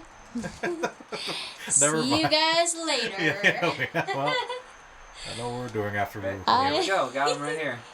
Wow. Whoa! Wow. Mr. Bond. We'll share some of these pictures. Goodness. Whoa, look at the Wolverine, dude. Right? He's young here. So this is in the 50s, so he's in his 20s. So here's some of the sketches. Oh, so he has underwear on. No, he's nude. Really? Yeah. No line there. Oh, okay. Or maybe he is wearing underwear, think he's wearing but underwear. it looks like it's just a thong. Do you think that's supposed to be his penis? That little string? Holy shit, if that's the case. Oh, I thought he was nude. Is he nude right there? Oh, no. No, that's somewhere I wouldn't want to be. That looks like my dad with his friends playing cards in the Right? basement. Yeah, exactly. Like that's Those smoking cigarette. cushions are so ugly. Yeah. This is the 80s if there ever was the 80s. Save that photo, put it on Instagram. That's a brilliant I'm photo. gonna leave this page open, but wow, hot diggity damn. Yeah, go up. Sean Connery's smoldering looks, Go up to the hair. Look at the hair, dude. It's gorgeous. and that's his hair. Wow, That's like the only time it was ever like that thick. Then like he just lost it like 5 years later. it's like an Elvis pompadour. Yeah, totally. Look at that. He's no wonder he was Mr. Olympian He's a or unit. Yeah. Mr. Olympia or Mr. Universe. What he won one of those? Yeah, the shadow on his shoulders. Does he have a Holy sword in his hand? God. I think he does. Like a sword, yeah, like a fencing sword. Wow. Let's go. Gorgeous. Swoon. A fine specimen of man. Fine special. Actually, Yes. well, that was a very decent comedy. Look at my sword. Keep it up. I've been practicing. And getting ready for the podcast, I say. I think the reason it's not a full 10 for me is Daniela Bianchi is gorgeous, but I think it's because I know we've got Fiona Volpe coming up in Thunderball. Like I think Yeah. I think she is the sexiest. I've Bond always girl. had a crush on her. Yeah. That's why I think the Thunderball poster is one of my favorite Thunderball posters because she's on it. And she's Connery adorable. looks good in Thunderball too. Yeah, Thunderball is the last one he looks really good in. Yeah. Cause, Yeah, he doesn't look good in You Only Live Twice. Yeah. That 2-year gap didn't. The film that he did between those was A Fine Madness. That's right. All right. All right, so that's our sexy rating. You gave it a 10. Nicole, you gave it a 10. I gave it a 9.5 for an average of 9.83. All right, our next rating. The last two. All right, you want to do the film rating or the Sean rating Film. first, Nicole? Oh, well, that's a Nicole pick. Huh. Well, let's do Sean first. Okay. Ooh, okay. All right, let's I do like it. that. I like that. We're already on the topic of Sean. Yeah, so we might as well. His looks. Now let's talk about his performance. I give it an 8. Again, because I tried to keep in mind I don't have much to compare it to, so I can't say it's his best performance, but it's pretty damn good. And in terms of like line delivery, yeah, just he looks very comfortable. If that sounds right. Like he doesn't look like he's trying too hard or, you know, pushing himself onto the role too much. So It looks like he's... it's very natural for him. Yes. Yeah. So he's slipped comfortably into the role. Mhm. Dr. No, he's still kind of getting used to it, but this one, he's Yeah. he's He's wearing there. it like a glove. He's there. So an 8 from you. 8 for me. Mario, what do you say? I might sit it at an 8.5 for kind of the same reasons as Nicole, where, like, yeah, he's very comfortable on screen, just little tiny conversational pieces. Even if it's like what I mentioned earlier of the thing with the case, and it's like, do you understand now? It's like, yeah, I think I got it. And he's very realistic, where it's like, you know, he's like laughing, chuckling with certain characters and stuff. And, you know, I wonder if there was like a lot of ad-libbing on this film. But yeah, I think he's very, very comfortable, very good. And yeah, this is one of my favorite Connery Bonds. Of course, the trilogy, the first 3 movies are fabulous. And I love Diamonds Are Forever for different reasons. But yeah, I think he's phenomenal in this. So I'm going to sit him at an 8.5. I feel like he gets better in the next movies. Mario, so you gave him a 9.5 in Dr. No, an 8.5 in this one, and an 8.5 in Goldfinger. That sounds about right. All right, well, I'm going to keep that ladder climbing. I'm going to give him a 9. Ooh. I think he's killer in this film. I think he's as good. You know what? No, hold on. I'm upping it. 9.5. Whoa. 9.5. Whoa. Because if I gave him a 9 in Dr. No, which he's better in this film than he is in Dr. No. He's wearing that suit like a glove, as I said. He is wearing the role like a comfortable glove. Like he's just killer in this role. What is a 0.5 to each of you? Because I noticed that both of you used 0.5. It's not quite a 10. Not quite. It's not. What makes it not quite a 10? It's Like you could give something a 7.5 if you want. Yeah. yeah, that way it's one of those things where it's like, it's so my 8.5s are really like it's really good, but it's missing like a couple of things. Like if you see Goldfinger after this, there is more dialogue. There's just like it's very detective based. Same thing with Dr. No. That's why I like Dr. No so much. He's like a detective in that movie. Yeah. And he's very talkative and all that. This one is like he's good dialogue here, but like just need that extra little oomph. So 0.5 is like just a little crumb. Like I give him a 9.5 in this, but in The Hill I give him a 10 because he's way more committed in that film to the role. You can tell like he loves this character. Like he's super comfortable in this film as James Bond, but there's no indication that he loves the source material or the character. You can tell it's just a job, and he's doing a really damn good job. Yeah. I see that. Yeah. I was just curious to know what your what your 0.5 was. Yeah, just like for wiggle room. I think we've given things as low as a 2.5 or a 1.5. Actually, 1.5 right here. I gave Goal is a 1.5 for me in sexy. Well, yeah, it's about sports, not that sexy. You gave it a 6. I like soccer. Soccer is sexy. Soccer is sexy, and sexy is soccer. All right, let's get to the film rating. Oh, this is the big one, Nicole. What are you giving it, Nicole? What is your score? 8. 8. Oh, a very confident 8 from Nicole. 8, yeah. Give you an explanation. Well, I'm thinking in terms of like what's number 10 for me is Casino Royale, and then what's number 9 would be On Her Majesty's. I just love that film. Diana friggin' Rigg. Wow. Oh yeah. Friggin' Rigg. She's just one of my favorite actresses, I think. So that's a selling point for me. And then this sits below that, and then I'm still trying to work my way.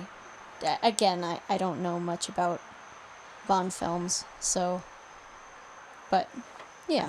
If you ever watch more, I'm curious to hear your thoughts on those. Yeah, maybe it'll change. Maybe my list will change. You've watched a handful of them with me. You've watched a handful of them. Of the Connery ones? Of all of them. Of all of them. Yeah. You have like a wide look at all the. I'm still trying to make my list in my head. Which one I think would go next for 7. Now, but this is also not a ranking. This is just what a film what you're in giving general. it out of 10. Right, Yeah. right. But that's my reasoning. I dig it. I guess. I dig it. As a singular film on its own, not connected to any James Bond films, you also give it an 8? I also give it an 8. Okay. Yeah. Cool. Because it aims very high. Yeah, in terms of score, in terms of plot, it aims very high. And there's like a lot of iconic things in there. Like, this might seem silly, but the white cat. Who doesn't love a villain with a white fluffy cat? For sure. It's like little things like that really make it like good versus evil and that kind of thing. Yeah, I believe this was the first appearance of Blofeld and his white cat. Am I correct? Yeah. Yeah, he's not in Dr. No. Yeah. So yeah, it is literally the start of those iconic things, and he's not in Goldfinger. So. Okay, Mario, what are you giving it? All right, I think it's phenomenal. I think it's a great film. My 10 for these movies so far was Goldfinger. I'll always go back to Goldfinger because that is the Bond film that has all the aspects that every fan of the franchise loves. The car, the gadgets, the beautiful women, the crazy villain, the crazy henchman. So that was my 10.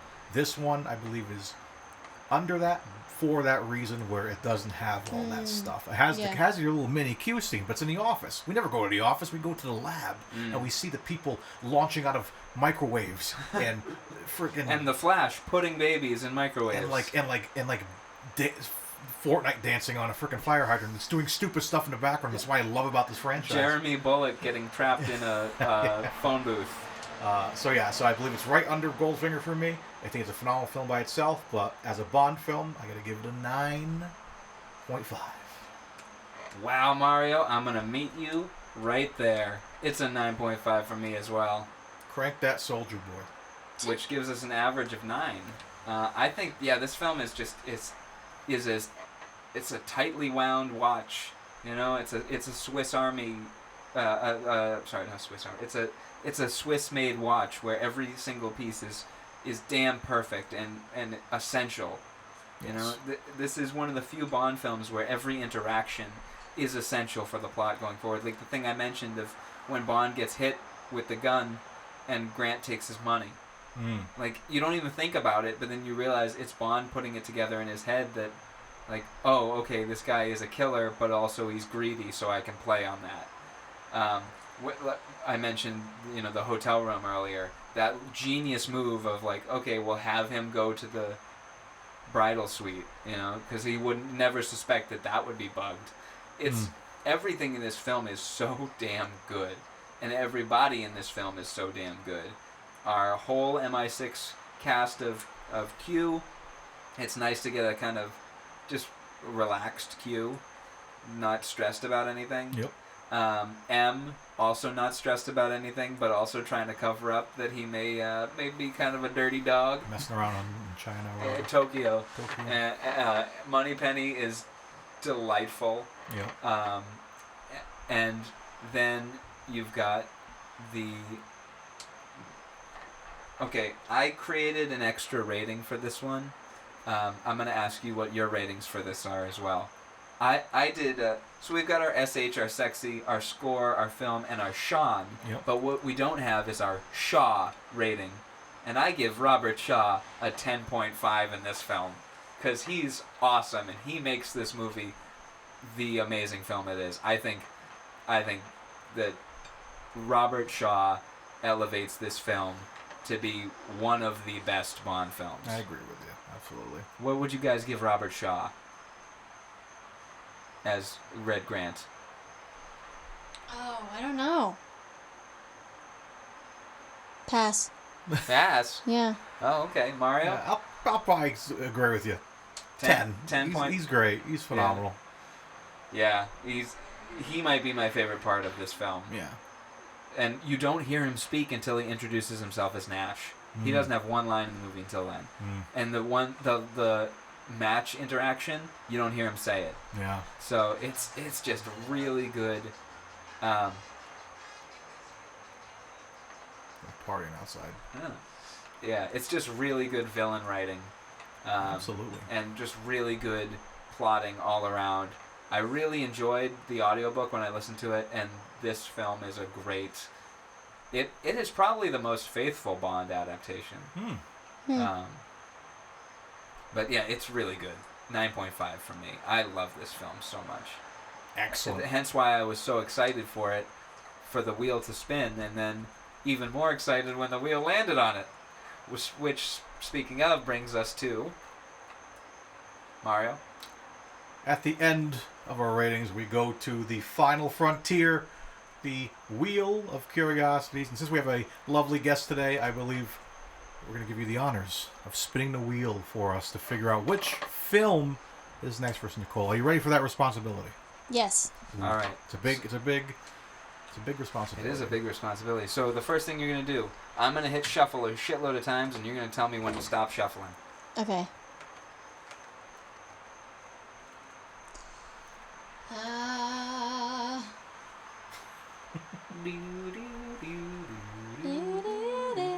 You just say stop anytime. And wait, I'm gonna give it a few more seconds. I like the anticipation. Okay. Yes. Well, while we're waiting for her to say stop, Mario, what film are you waiting for? Family Business. I say it every week. Every week you want that one. Family Business. Stop.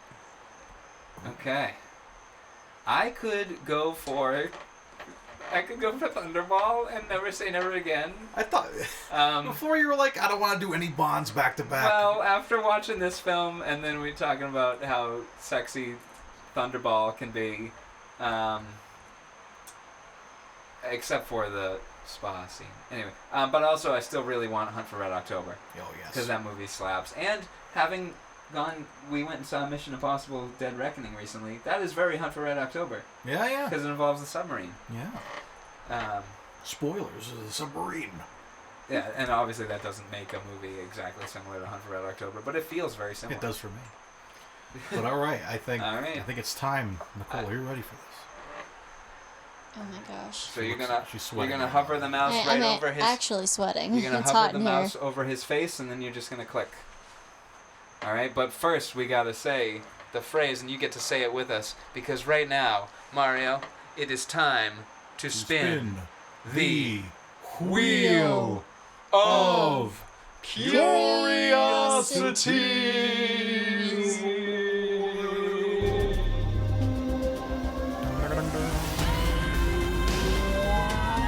Oh boy.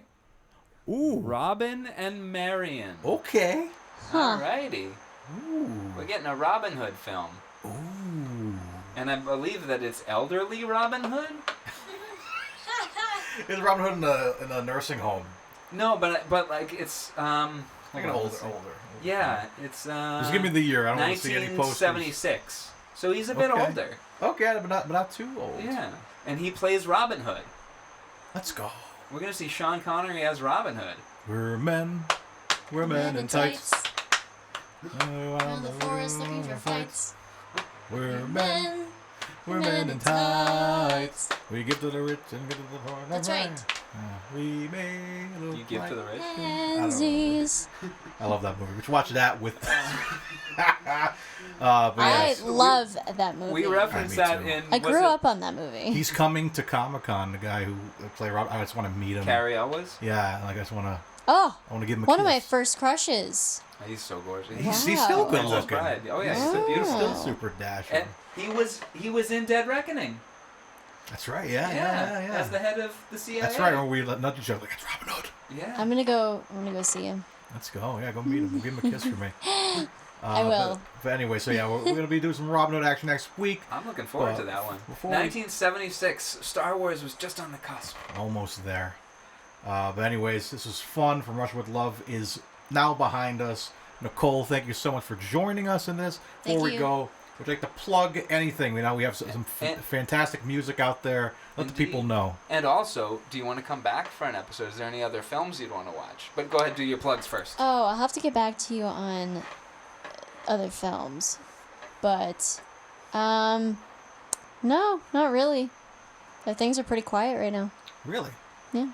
Well, at the time of recording, you got a gig tomorrow. I do have a gig tomorrow. Ooh. So if anyone's listening to this at 11:55 a.m., get your butt down to Providence. You diligent listeners, listen up.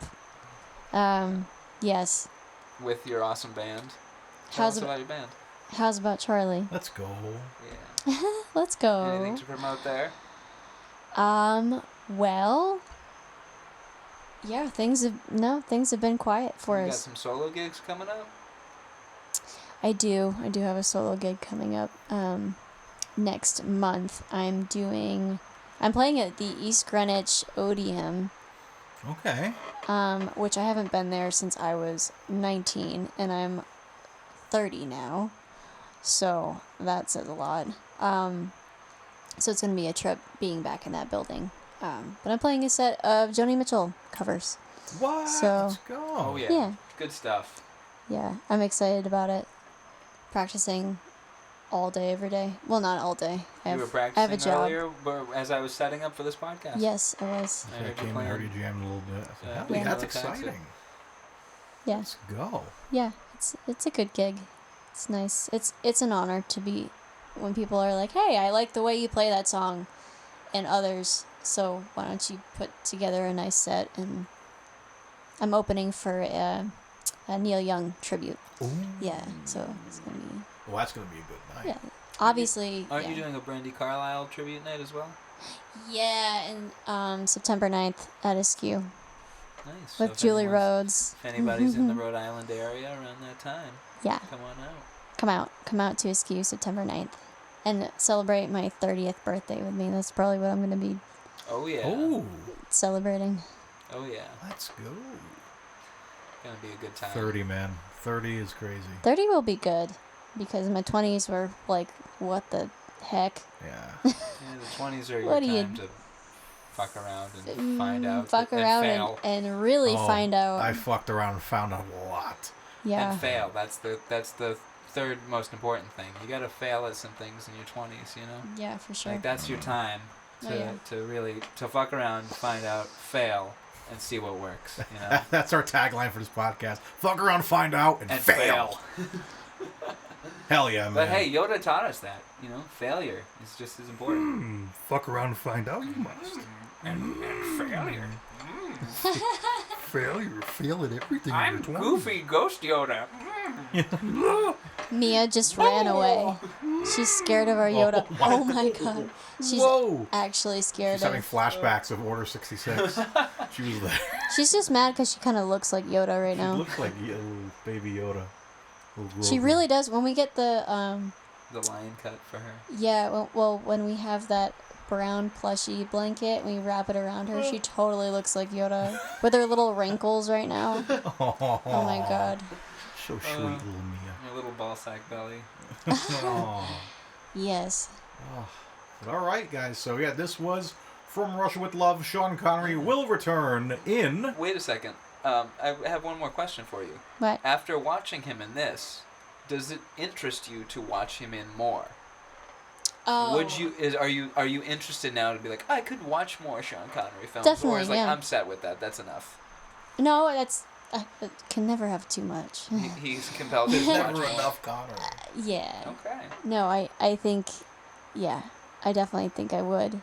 I'm interested. I feel like this Robin Hood movie is gonna be interesting, so I'm gonna You want to watch it with me? probably gonna watch it with you. Okay.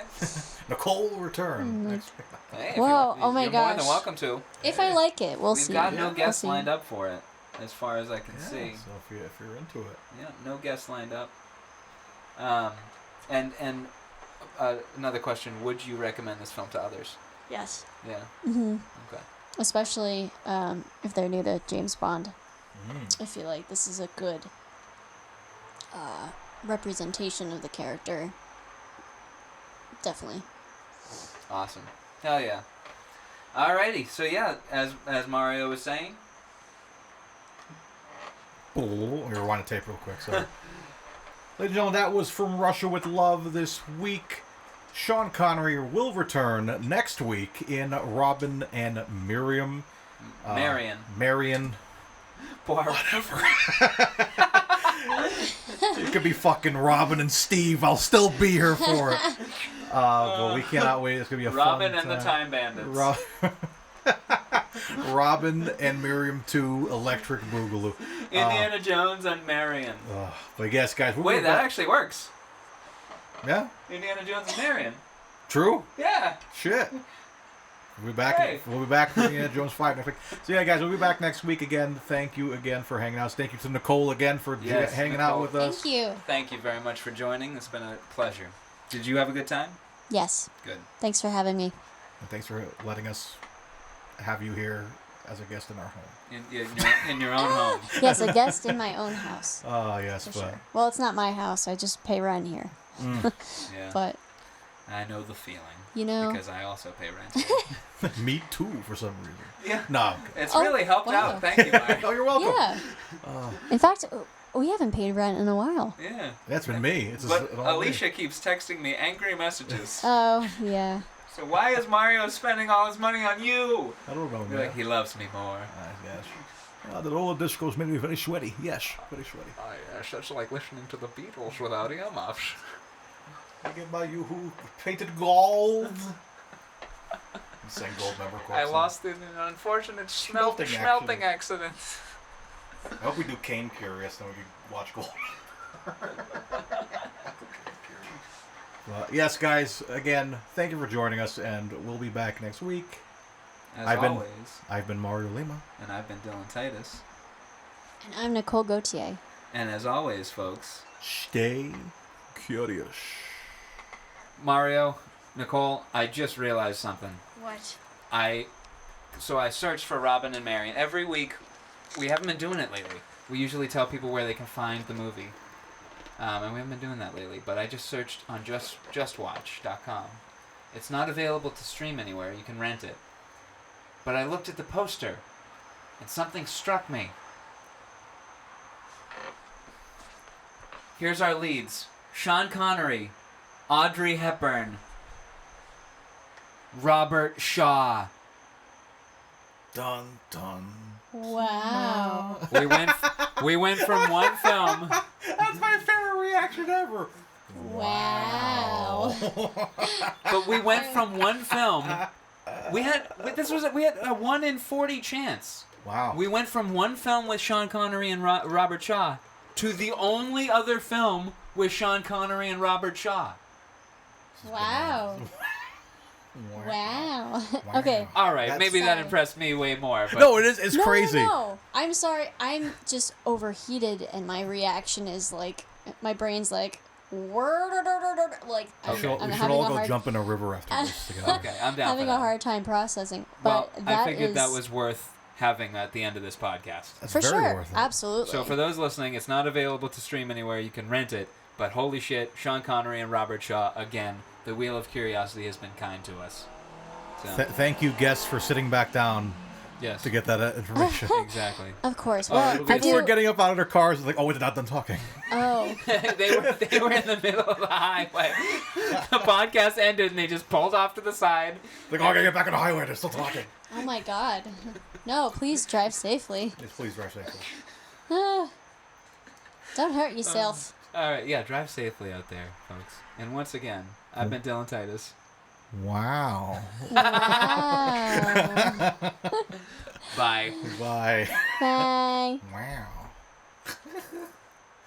Oh, and David Watkin was the cinematographer. Oh, start recording again. Connery Curious. You've been listening to Connery Curious, a Titus Compositions and Friggin' Media podcast. Follow us on social media for updates, memes, and clips. Find us on Twitter at CuriousPod007 and on Instagram at Connery Curious. You can also visit Titus Compositions at Titus Compositions to hear other podcasts and original music, watch music videos, or even pick up a great vinyl record. For more discussion and content about your favorite films, comics, games, and a network for all things nerdy, visit Friggin' Nerds Media on Twitter at Friggin' Nerds. You can rate, review, and share the podcast in-app, which helps us grow the show and reach the other curious Connerys out there.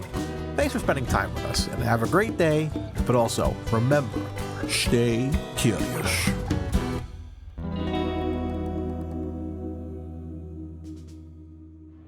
From Russia, where